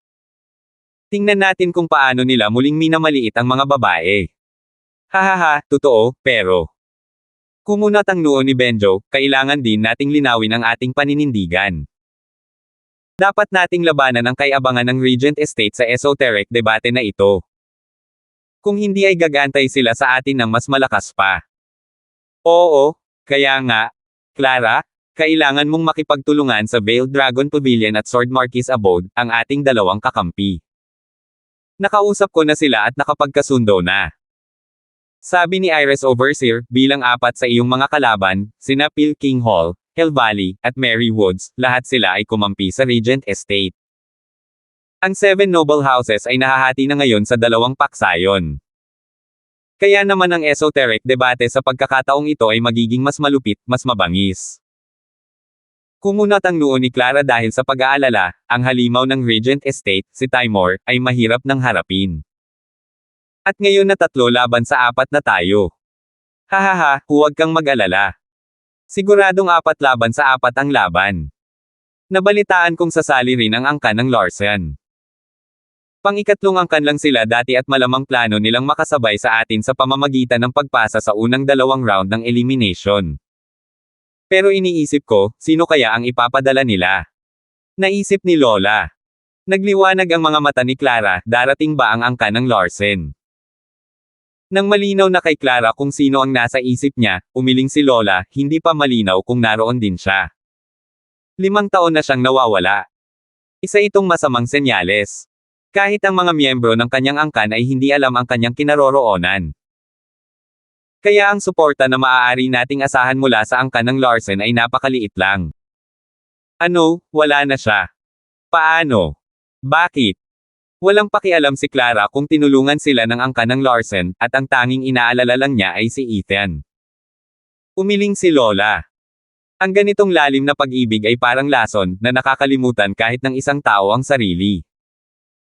Bumantong hininga si Iris Overseer, nabalitaan kung huli siyang nakita kung saan lumitaw ang Lightning Canyon 5 taon na ang nakalilipas. Pagkatapos, nawala siya. Ang maaari na lang nating ipagpalagay. Nang inig si Clara at iwinaksi ang ideyang iyon, imposible, magiging maayos din siya. Sa halip, isinumpa ni Peony Overseer, ang bastos at walang utang na loob na lalaking iyon, paanong may kinalaman sa atin ang kapalaran niya. Hindi niya pinahalagahan ang nararamdaman mo, kahit kaunti. Malabo ang mga mata ni Clara, magulo ang puso. Seryosong nagsalita si Lola, Clara, pumunta man siya o hindi, sana'y layuan mo siya. Nakilala ko na siya minsan. Hindi maganda ang ambisyon niya, mas malaki pa sa ating inaakala. Ang lalaking iyon ay talagang kaakit-akit, ngunit isa rin siyang madaling manakit ng mga babae. Sa puso niya, ang mga babae ay pabigat. Mga nilalang na wala siyang halaga. Para sa sarili mong kapakanan, huwag kang masyadong lumapit. Tahimik si Clara, nag-iisa dala ang pait sa kanyang puso. Pero hindi na ako makakabalik. Sa isa pang bahagi, sa kaibuturan ng Sword Marquis Abode, may isang tarangkahang bato na malapit nang bumukas. 2 binata ang lumabas mula sa loob, si Trent at isang binata na may puting mga sentido. Ang kanyang mga mata ay malamig na parang talam. Naroon din ang pabago-bagong kislap sa kanyang mga mata, ngunit kung titingnan mo, mararamdaman mo ang 2 matatalas na espada na sumasaksak sa kanya.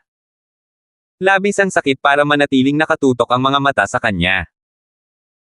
Siya ay walang iba kundi ang nangungunang talento ni Sword Marquis Abode, ang nakatatandang kapatid ni Trent, isa sa 6 na dragon, ang Golden Armored Sword Dragon na si Troy.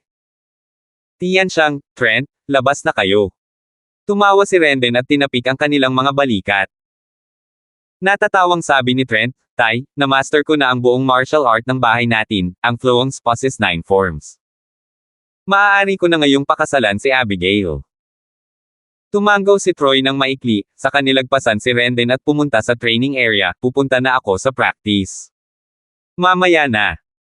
Nakaramdam ng kawalan si Renden ng kaba habang pinagmamasdan ang kanyang mga anak. Ang panganay ay mahilig sa pakikipaglaban, laging iniisip ang pagsasanay, at hindi nakikipaglapit kahit kanino. Habang ang pangalawa ay isang hanggal na umiibig, ang tanging nasa isip niya ay ang kasal. Kung hindi siya naging matalino at nilinlang ito para mag-alay ng espada para sa kanya, malamang hindi sana niya ito nagawa. Bumantong hininga si Renden, maganda sana kung pagsasamahin sila sa isa. Dumating si Solfred Gian mula sa likuran, Panginoon ng tahanan, huwag kang mag-alala, ang init ng ulo ni Trent ay humuhupa rin sa paglipas ng panahon. Kung tungkol naman kay Tianxiang, iisa lang ang nasa isip niya. Hindi siya titigil hanggat hindi niya natatalo ang taong iyon. Ang ibig mong sabihin ay ang halimaw ng Regent Estate. Bumantong hininga si Renden, kalimutan mo na yan, ayokong madamay ang anak ko sa halimaw na yan. Mapahiya lang tayo. Tumanggaw si Solfred Gian at bumantong hininga. Sa isa pang bahagi, sa likurang hardin ng Veiled Dragon Pavilion. Isang binata na nakasuot ng mag-agarang berdeng damit ang naglalakad at nagpakita ng mapang akit na tingin, mas masarap ang hangin sa labas. Napakasaya. Nakatatandang batang Panginoon. Nagmamadaling lumapit si Jackson na may pag-aalala, kailan ka nakalabas? Bakit hindi ako nasabihan tungkol dito? Hihihi. Kung oo, parang naghahanda ka ng isang piging ng pagbati para sirain ang mood ko. Mas mabuti pang pumunta rito at magpahinga. Naging kakaiba ang ngiti ng binata, siya nga pala, Tio Jackson, paano sina Koy at Jie? Bakit hindi ko sila makita? Hahaha, ang hirap nilang mag-ensayo. Ay, kailan sila lalabas? Tanong ng binata. Habang bahagyang natatawa, sinabi ni Jackson, nakatatandang batang Panginoon, isang dekada ka nang nag-iisa. Maraming bagay ang hindi mo napansin. Kung nasaksihan mo lang ang labanan sa Drifting Flowers Edifice, magiging kasing sigla ka rin nila. Anong ibig mong sabihin? Tumaas ang kilay ng binata. Pero ngumiti lang si Jackson bilang tugon, ang mga bata ngayon ay hindi magtatrabaho ng husto kung walang maayos na pampasigla. Ganito rin ang nangyari sa ibang mga bahay nang lumabas ang 6 dragons at 1 phoenix mula sa kanilang pag-iisa upang sumali sa esoteric debate. Lalo na sa Cage Dragon City, nagtipon ang mga tao sa labas ng isang lihim na silid sa bundok sa likod ng Regent Estate. Habang gumagalaw ang gate na bato, 2 tao ang naipakilala sa lahat. Ang isa ay isang kalmadong binata, ang bawat hakbang ay relax at matatag.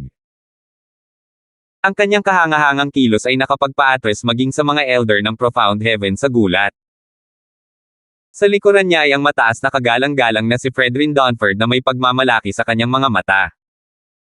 Mataas na kagalang-galang, mayroon bang progreso? Tanong ni Tenzin. Hinaplos ni Fredrin ang kanyang balbas ng nakangiti, ako mismo ang nang-asiwa sa kanyang pagsasanay. Siya ang pinakamataas na antas sa mundo, walang kapantay. Mataas na kagalang-galang, hindi naman ganoon ang kaso. Malamig na tono ng binata ang naging pagsaway, hindi ang sarili ko ang natututunan ko, kundi ang aking kalikasan. At ama, walang saysay ang mga sinabi mo.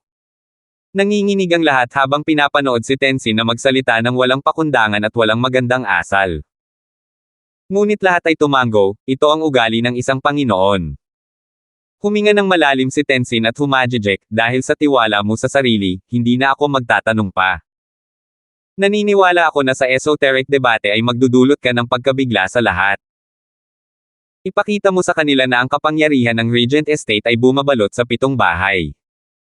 Ama, nagkakamali ka na naman. Hindi ako kumpiyansa, kundi ang sarili ko lang. Hindi ko sila kailangang humanga para matakpan ng Regent Estate ang mga bahay. Ang pagdating ko pa lang ay nagiging realidad na. Ang pag-iisa ng 7 bahay, ang imposibleng bagay na iyon, ay makukumpleto sa aking pag-akyat. Kalmado si Timor at may nagmadaling maglagay ng gininto ang kapa sa kanyang balikat. Ang kanyang likas na kaaya-aya at kilos ay minamasdan ang bawat nilalang.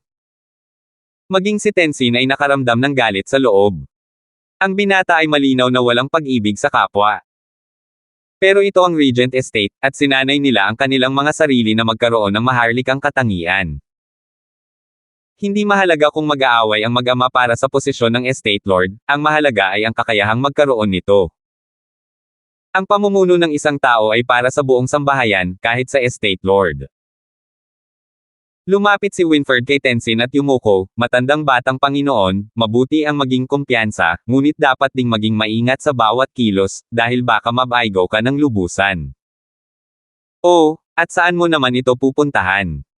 Sumulyap si Tenzin. Nakangiting sinabi ni Winford, isang halimaw ang lumitaw kamakailan sa Titans, na nagngangalang Ethan. Itinulak nito ang 7 bahay at pinatay ang 12 ng mga nakatatanda sa atin. Maging ang pangalawang batang Panginoon ay naging biktima. Nabalitaan kong sasali siya sa esoteric debate. Mag-ingat po kayo, panganay na batang Panginoon. Humph, walang kwenta ang pangalawang kapatid mo. Nakuha niya ang nararapat sa kanya, pinatay ng isang walang kwentang tao. Kung tungkol naman sa mga matatandang iyon, mas malalaking hanggal pa sila. Pero kung ang batang iyon ay pumatay ng napakaraming tao at mabuhay pa, ikaw ang pinakatanga sa lahat. Sinasabi mo ba sa akin na siya ay kasing walang talo ng Satyr Gord na iyon mula 300 taon na ang nakalilipas? Malamig na bulyo ni Timor. Umiling si Winford, si Satyr Gord ay isang halimaw na nakita marahil isang milenyo. Pero hindi siya katulad ni Satyr Gord. Maaaring walang pidgel si Satyr Gord, pero madaling malinlang. Bagamat malalim ang pagtataksil ng batang iyon, bihasa siya sa pagtitipon ng mga tao para sa kanyang tabi. Ang dahilan kung bakit hindi natin siya makuha ay dahil 3 bahay ang nakipag-alyansa sa kanya. Umaasa rin siya sa isa sa 4 na haligi, sa Diyos ng digmaan na si Raisin at maging sa pamilya ng imperyo na pinuprotektahan siya. Nakatali ang ating mga kamay. Ah, sabi mo? Isang mapanlin lang. Umiling si Timor at sinabi, sige, dahil wala kayong kwenta, ako mismo ang tatapos sa lalaking iyon sa esoteric debate. Magandang batang Panginoon, mag-ingat po kayo ng husto. Lahat ng taong minamaliit ang bata ay namatay sa matinding paghihirap. Yumuko si Winford, ngunit ang kanyang mga salita ay umani ng suntok mula kay Timor. Sir Leng, hinahangaan ko ang iyong talento, ngunit pakiusap, huwag mo akong isama sa inyong mga hanggal. Siya nga pala, kapag nakuha ko na ang ulo ng batang iyon, ang titulong Estate Lord. Oh, Ama, hindi ba't oras na para bumaba ka sa pwesto? Nanginginig, ang mukha ni Tenzin ay isang maskara ng kadiliman at galit. Ito ang kanyang mabuting, anak, ang pinakamalakas na talento sa 7 bahay, ang pinuno ng 6 na dragon, isa na sa mahalagang panahong ito, ay iniisip lamang kung paano agawin ang posisyon ng kanyang ama, ang dragon na yumayanig sa langit na si Lord Timor. 247. Pagkalipas ng 5 buwan, sa Imperial Capital, sinusuri ng emperador ang mga ulat sa pag-aaral. Bigla, isang itim na figure ang lumuhad sa kanyang tabi. Nakakuyom ang mga kamay bilang paggalang, at nagsalita ang itim na figure, kamahalan, dumating na ang ulat ng Dragon Cloud City tungkol sa angkan ng Larsen. Ihatid. Nagsalita ang emperador, ngunit hindi niya itinanggi ang lalaki. Iniabot ng lalaki ang ulat gamit ang 2 kamay. Sinulyapan ito ng emperador at ibinalik sa mukha ng lalaki, lahat ng ulat sa nakalipas na 5 taon ay tahimik o normal lang. Ang angkan ng Larsen ay nakatakdang gumawa ng ingay sa esoteric debate, pero nasaan na ang batang yan sa bone tempering stage? Paano mo nakukuha ang katalinuhan mo? Patahimikin po ninyo ang inyong galit, kamahalan. Ako ang may kasalanan. Sa isang iglap ay napaupo ang lalaki sa lupa, nanginginig na parang dahon. Hinaplos ng emperador ang kanyang balbas, ngunit ang apoy sa kanyang mga mata ay parang isang nagbabagang bulkan. Kakatwa, agad niyang naibalik ang kanyang katahimikan. Ngunit lalo lamang nitong pinatindi ang takot sa mga buto ng lalaki. Mayroon bang kahit ano sa Ethan na iyan? Malamig ang tono ng emperador. Umiling ang lalaki, wala po, kamahalan. At paano naman ang banal na dragon na si Satyr Gord? Sumunod ang emperador. Halos maiyak na ang lalaki, hindi ko alam, kamahalan. 5 taon ka nang naghahanap pero wala kang makitang kahit ano tungkol kay Ethan. Mukhang may gulo pa rin ang palaboy na si Sattergord, pero wala ka man lang makitang bakas niya. Humph, bakit ko pa kayo pinalalaking mga walang kwentang kauri? Wala kayong magagawa. Kumislap ang mga mata ng emperador sa uhaw sa dugo. Yumuko ang lalaki ng 3 beses, nagmamakaawa, kamahalan, pigilin po ninyo ang inyong galit. Ako'y walang kakayahan. Patawarin po ninyo ako. Labas. Ikinumpas ng emperador ang kanyang manggas. Yumuko pa ang lalaki ng 3 beses at mabilis na sumigaw, salamat, kamahalan, salamat. Huminga ng malalim ang emperador at itinaas ang kanyang ulo, nawawala sina Sattergord at Ethan. Mapagkakatiwalaan pa ba ang impormasyong ito? Namatay ba sila sa Lightning Canyon? Ayos lang kung mawala si Sattergord sa mundong ito. Maaaring isa itong biyaya. Pero Ethan, hindi pa niya nagagawa ang kanyang tungkulin. Sayang lang ang kanyang pagkamatay. Pero ang batang ito ay nagdadala ng napakaraming sorpresa. Itinaas niya ang isang kawawang 3 antas na angkan patungo sa isa na punong-puno ng kapangyarihan. Isa talagang himala. Pero hindi ko lang masabi kung matatapos pa rin ng angkan ng Larsen ang gawain nang wala si Ethan, hahaha. Masayang tumawa ang emperador, parang isang tusong tulisan. Nang sandaling iyon, isang gwardya ang lumuhad sa harap ng emperador, kamahalan, bumalik na ang banal na dragon na si Sattergord. Nako! Natigil ang malakas na tawa, at bumantong hininga ang emperador, naiintindihan ko. Ngunit nawala ang kanyang magandang kalooban. Ang pinakamalalang problema ay darating pa. Samantala, sa harap ng malalaking tarangkahan ng isang lungsod, isang pamilyar na figure ang lumitaw. Tumangala siya at binasa ang kahangahangang mga salita sa pader, Dragon Cloud City. May mga balibalita na ang pamilyang imperial, ang pagsisikap ng angkan ng Yuan na bumuo ng hukbo upang itatag ang imperyo sa makasaysayang panahon, ay nagsimula lahat sa lugar na ito. Kaya naman, dito ginaganap ang bawat esoteric debate. Natagalan ako sa Lightning Canyon. Sana nakarating ako sa tamang oras. Sana hindi na naman napatay ang mga lalaking iyon. Bumantong hininga si Ethan sa ilalim ng kanyang itim na balabal habang papasok sa lungsod. May mga sundalo sa buong lungsod, ngunit hindi iyon nakapigil sa sinuman na maglibot-libot. Ang lungsod na ito ay isang lugar ng pagtitipon ng mga pinakatanyag na sambahayan at angkan ng imperyo. Lahat ay malayang pumunta at umalis o sumali sa esoteric debate kung nais nila. Ngunit ang hukbo ay inatas ang sugpuin ng anumang alitan sa pagitan ng mga angkang ito, higit sa lahat sa 7 sambahayan. Kapag sumiklab ang isang labanan, madaling ilubog ang buong imperyo sa kaguluhan.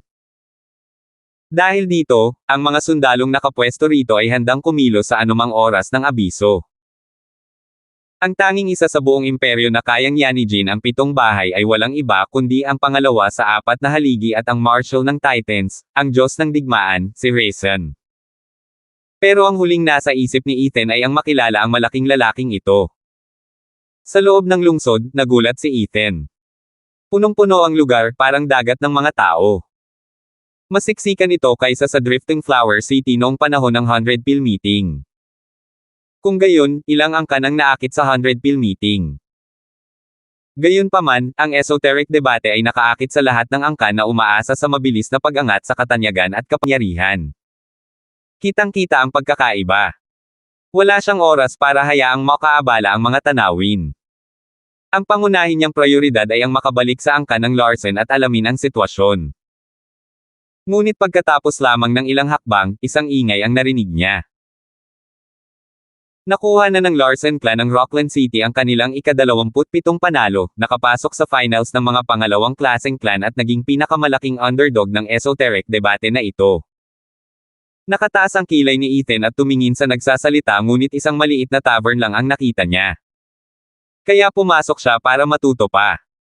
Sumalubong sa kanyang mukha ang masangsang na amoy ng alak at ingay pagkapasok niya. May mga lalaking nakahubad ang mga braso at sumisigaw at ikinakaway ang kanilang mga kamao, Diyos ko lang ang nakakaalam kung bakit. May mesa ng postahan sa tiberna at may mesa ng score sa kabilang pader na may nakasulat na pangalan ng bawat angkan. Walang tigil ang pagtaya ng mga tao sa mesa. Siyempre, hindi lahat ay tumataya. Nakita ni Ethan na nakasulat sa pisara ang pangalan ng 7 bahay pati na rin ang kanilang representasyong henyo. Paakyat na Ice Phoenix Edificio ng mga naanod na bulaklak, Forest Fleeting Dragon Mary Woods, Golden Armored Sword Dragon Sword Marquis Abode. Bulong ni Ethan sa bawat salita, ngunit pagkatapos ay sumigaw siya, Soaring Demonic Dragon Skyland Mountain. Sino ba naman ang nakaisip nito? Nakita ng dealer mula sa mesa ang pagkamangha ni Ethan at ngumisi, Hoy tanga, saang butas ka ba gumapang palabas? Hindi mo pa ba naririnig ang tungkol sa Larsen clan ng Rockland City sa Skyland Mountain? Ang kanilang Soaring Demonic Dragon na Ethan. Nakaawang ang bibig ni Ethan. Napakamot siya ng ulo, kailan nagsimula ang Soaring Black Dragon na ito. Nang makita ang kanyang pagkalito, bumaantong hininga ang dealer, wala ka talagang alam. Nang winasak ni Demon Archon Ethan ang Drifting Flower City, nalaman siya ng lahat at ng kanilang mga tiyuhin. Ngayong alam na nating kinakatawan niya ang angka ng Larsen sa esoteric debate, syempre kapantay na niya ang 6 dragons at 1 phoenix. Kaya nga tinatawag siya ng mga tao na Soaring Demonic Dragon. Tila, ito ang pangalan ng martial art na ginamit niya. Kalokohan. Isang lalaking napalakas ang loob ang nagsimulang makipagtalo, kalokohan. Ginamit nga ng Demon Archon Ethan ang Soaring Demonic Dragon sa Drifting Flower City para patayin ang pangalawang batang amo ng Regent Estate, pero ibang-iba ang kahulugan ng palayaw niya. Ang titulo niyang Soaring Demonic Dragon ay nagpapahiwatig na gusto niyang makalusot sa langit, at hamani ng autoridad ng 7 bahay na may 1,000 taong gulang. Wala kang alam. Kaya huwag kang magsalita ng walang kabuluhan.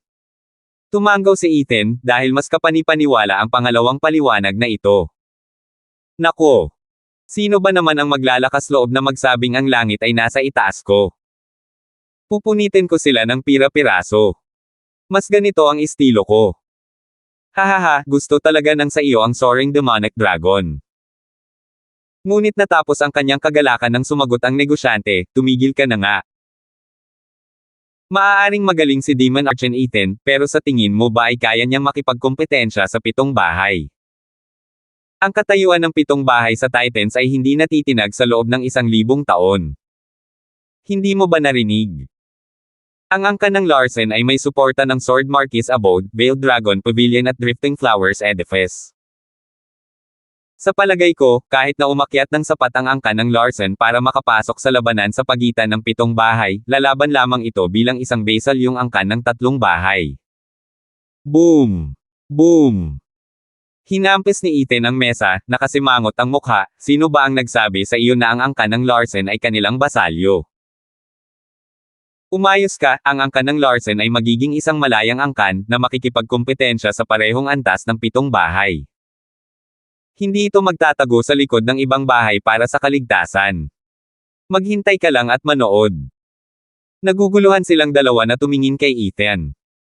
Ano ang koneksyon niya sa angka ng Larsen? Bakit ba ang sigasig niya sa pagprotekta sa underdog na ito? Pero wala silang oras para sumagot at sampain si Ethan dahil sa pagiging baliw niya nang tumawa ang isang matandang boses, hahaha, oo nga. Dapat hangarin ng angka ng Larsen ang pinakamahusay na angkan at hominin ang hindi nakasulat na tuntunin na nagpatuloy sa loob ng libu-libong taon.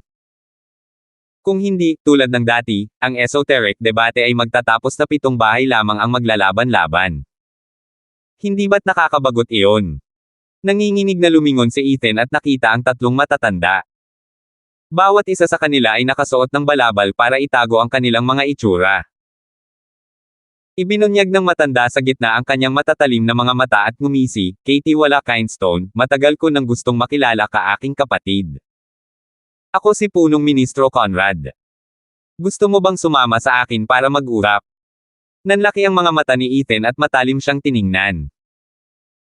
Hindi niya inakala na ang pinuno ng 4 na haligi, si Conrad, ay personal na magpapasaya sa kanya sa pamamagitan ng kanyang presensya.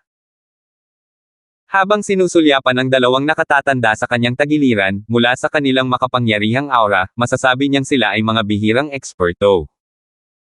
Huminga ng malalim si Ethan at tumanggo. Ngumisi si Conrad at nag-arte.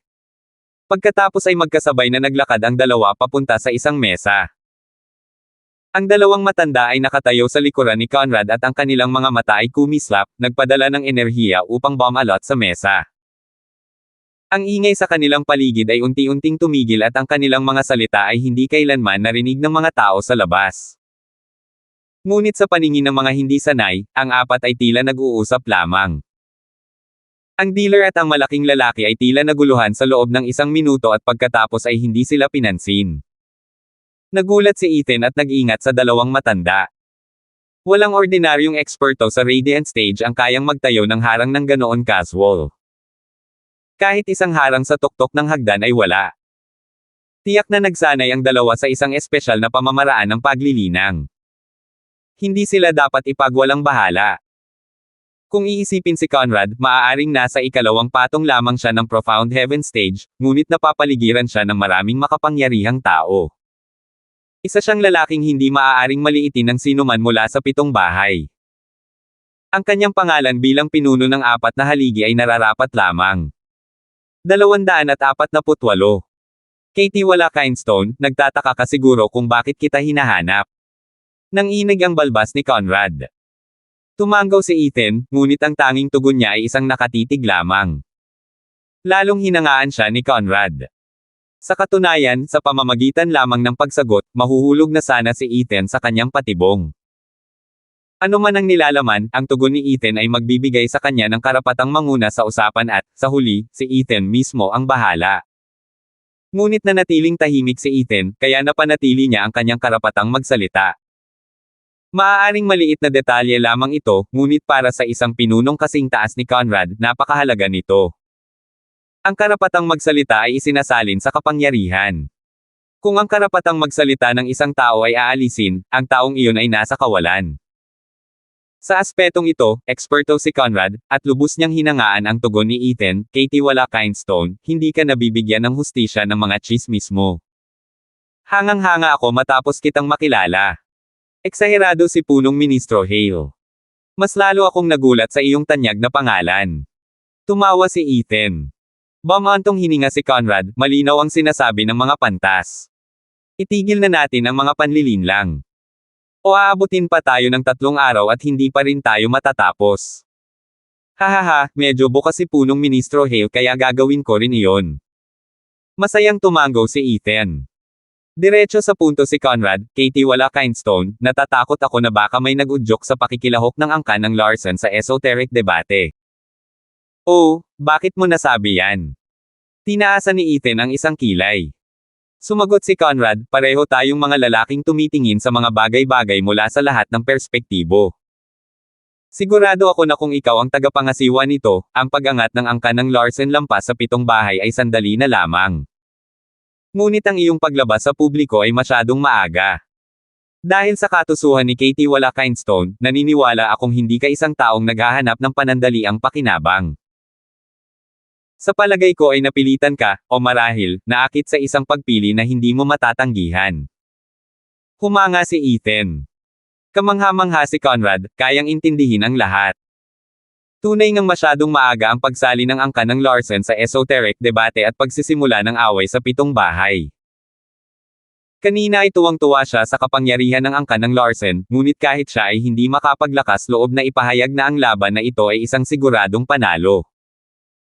Pinili niya ang sitwasyong ito para hindi mawala ang suporta ng pamilya ng imperyo, o mas malala pa, masaktan sila. Ang pagsasabi na siya ay naakit ay tama. Napilitan. Tama rin. Ang mga palagay na ito ay parehong tama. Higit sa lahat, ang kapangyarihan ng angkan ng Larson na lumabas sa hayag sa sandaling ito ay nagbigay daan kay Conrad, posibleng ang tanging tao sa imperyo, na hulaan na balang araw ay malalampasan ng angkan ng Larson ang 7 bahay. Hindi matatawag na walang hiya ang hulang ito, pero kapahamak. At umaasa si Ethan na darating ang araw na aabot sa ganitong antas ang angkan ng Larson. Ngunit ngayon, wala nang maniniwala rito, maliban kay Conrad. Kahit si Ethan ay humanga sa kanyang pananaw. Kung sa ibang lugar lang iyon, kahit siya ay hindi gagawa ng ganoong kalokohang hula. Pinuno ng 4 na haligi, si punong ministro Hale ay tunay na matalino. Hinahangaan kita. Taos-puso ang pambabula ni Ethan. Tumawa ng mahina si Conrad, napakabait ni Katie wala Kindstone. Ang lumang supot ng mga butong ito ay nababad sa mundong ito ng napakaraming taon, kaya nakakakuha ng ilang mga ideya tungkol sa mga revolusyon nito. Lubos akong nagkukulang sa karunungan ng batang Katie Wala Kinestone. Pasan mo sa iyong mga balikat, ang karangalan ng buong angkan, nakamit mo ang aking respeto, hahaha. Kung gayon, sinasabi ni Punong Ministro Hale. Para bantayan ka. Nagningning ang mga mata ni Conrad, seryoso ang kanyang boses. Nakataas ang kilay ni Ethan at mukhang medyo nalilito. Malinaw na alam ang nasa isip ni Conrad, humajejek siya, naiintindihan ko ang iniisip ni Katie Wala Kinestone. Oo, puno ng hinala ang mga sinasabi ko. Sino ba naman sa mundo ang magiging ganito kawalang pag-iimbot na may malasakit sa kapwa? At oo, may dahilan ako. Pero huwag kang mag-alala, Katie Wala Kinestone, hindi mo ako kaaway. Sa katunayan, maaaring kaaway mo rin siya. Gusto mo bang magpaliwanag? Sigaw ni Ethan. Pinaikot-ikot ni Conrad ang kanyang puting bigot, kumikinang ang kanyang mga mata, sigurado akong pamilyar si Katie Wala Kinestone sa kasabihang, kapag ang dalawa ay naglaban, ang pangatlo ang mananalo.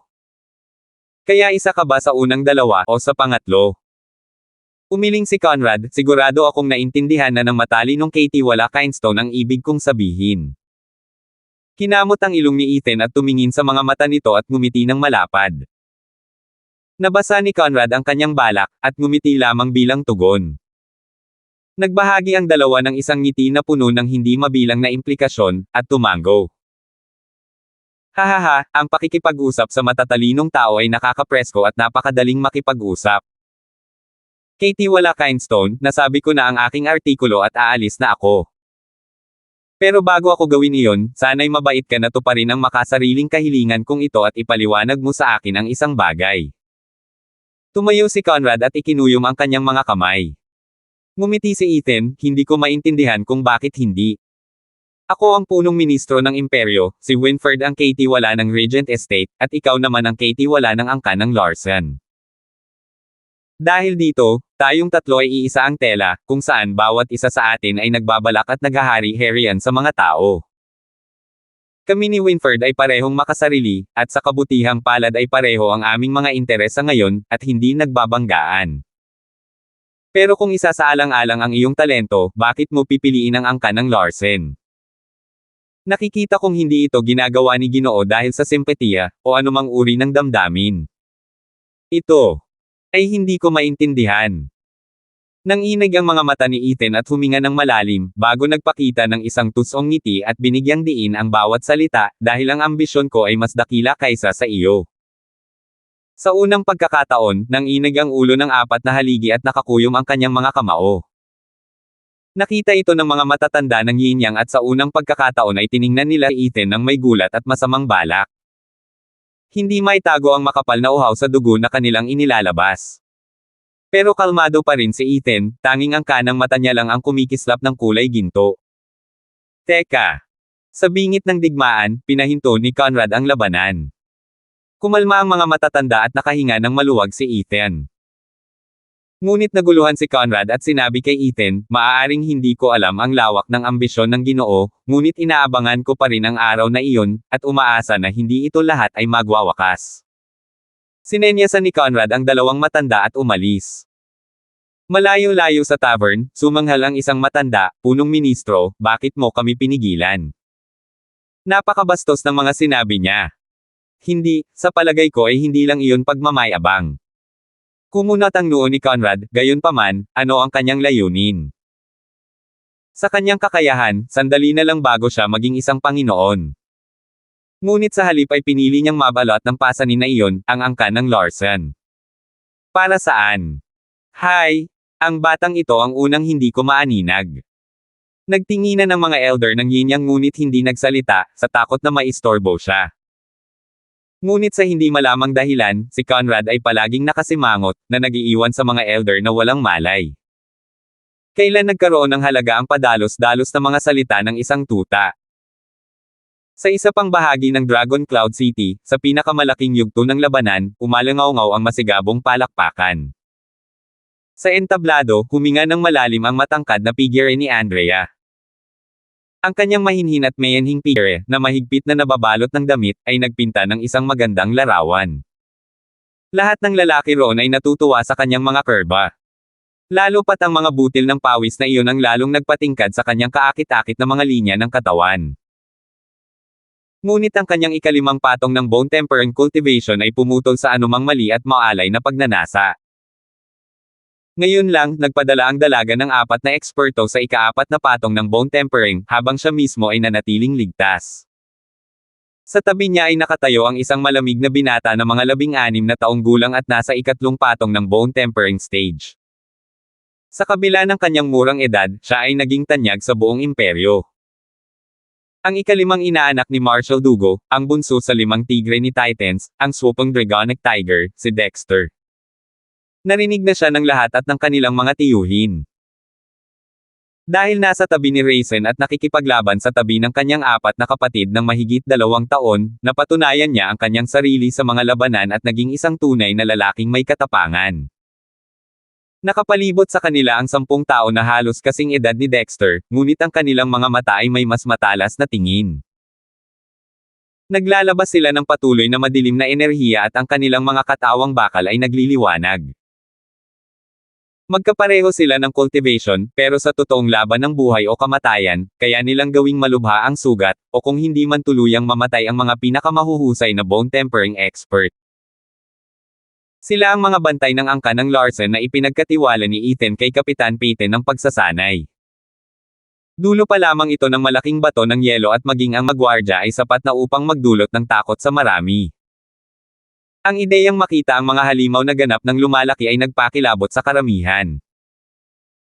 At upang maiwasan ang mga taong kumikilos sa takot at inggit, pinili ng angka ng Larsen na dalhin lamang ang 10 kabataang ito. Kung alam lang ng iba na ang Larsen clan ay magpapalaki ng napakaraming kakatwang tao at itatago pa rin ang kanilang mga baraha, matagal na nila itong sinira mula pa noong bata pa sila. Kahit ano pa man ang mga tanong na, paano kung, ang angkan ng Larsen ay nagdulot pa rin ng malawakang pagkabigla sa lahat ng nakasaksi sa kilalang angkan na ito. Ngayon lang, ang 12 miyembro ng Larsen clan ay nakipaglaban sa 100 miyembro ng isang kilalang pangalawang uri ng clan. Ngunit wala ni isa sa kanila ang malubhang nasugatan kahit na ang kalaban ay may mga nangungunang eksperto sa bone tempering. Napilitan ng mga tao na tingnan ang angkan ng Larsen sa ibang at nakakatakot na pananaw. Hindi pa kasama rito ang pinakamalakas na miyembro ng Larsen clan na hindi pa umaakyat sa entablado.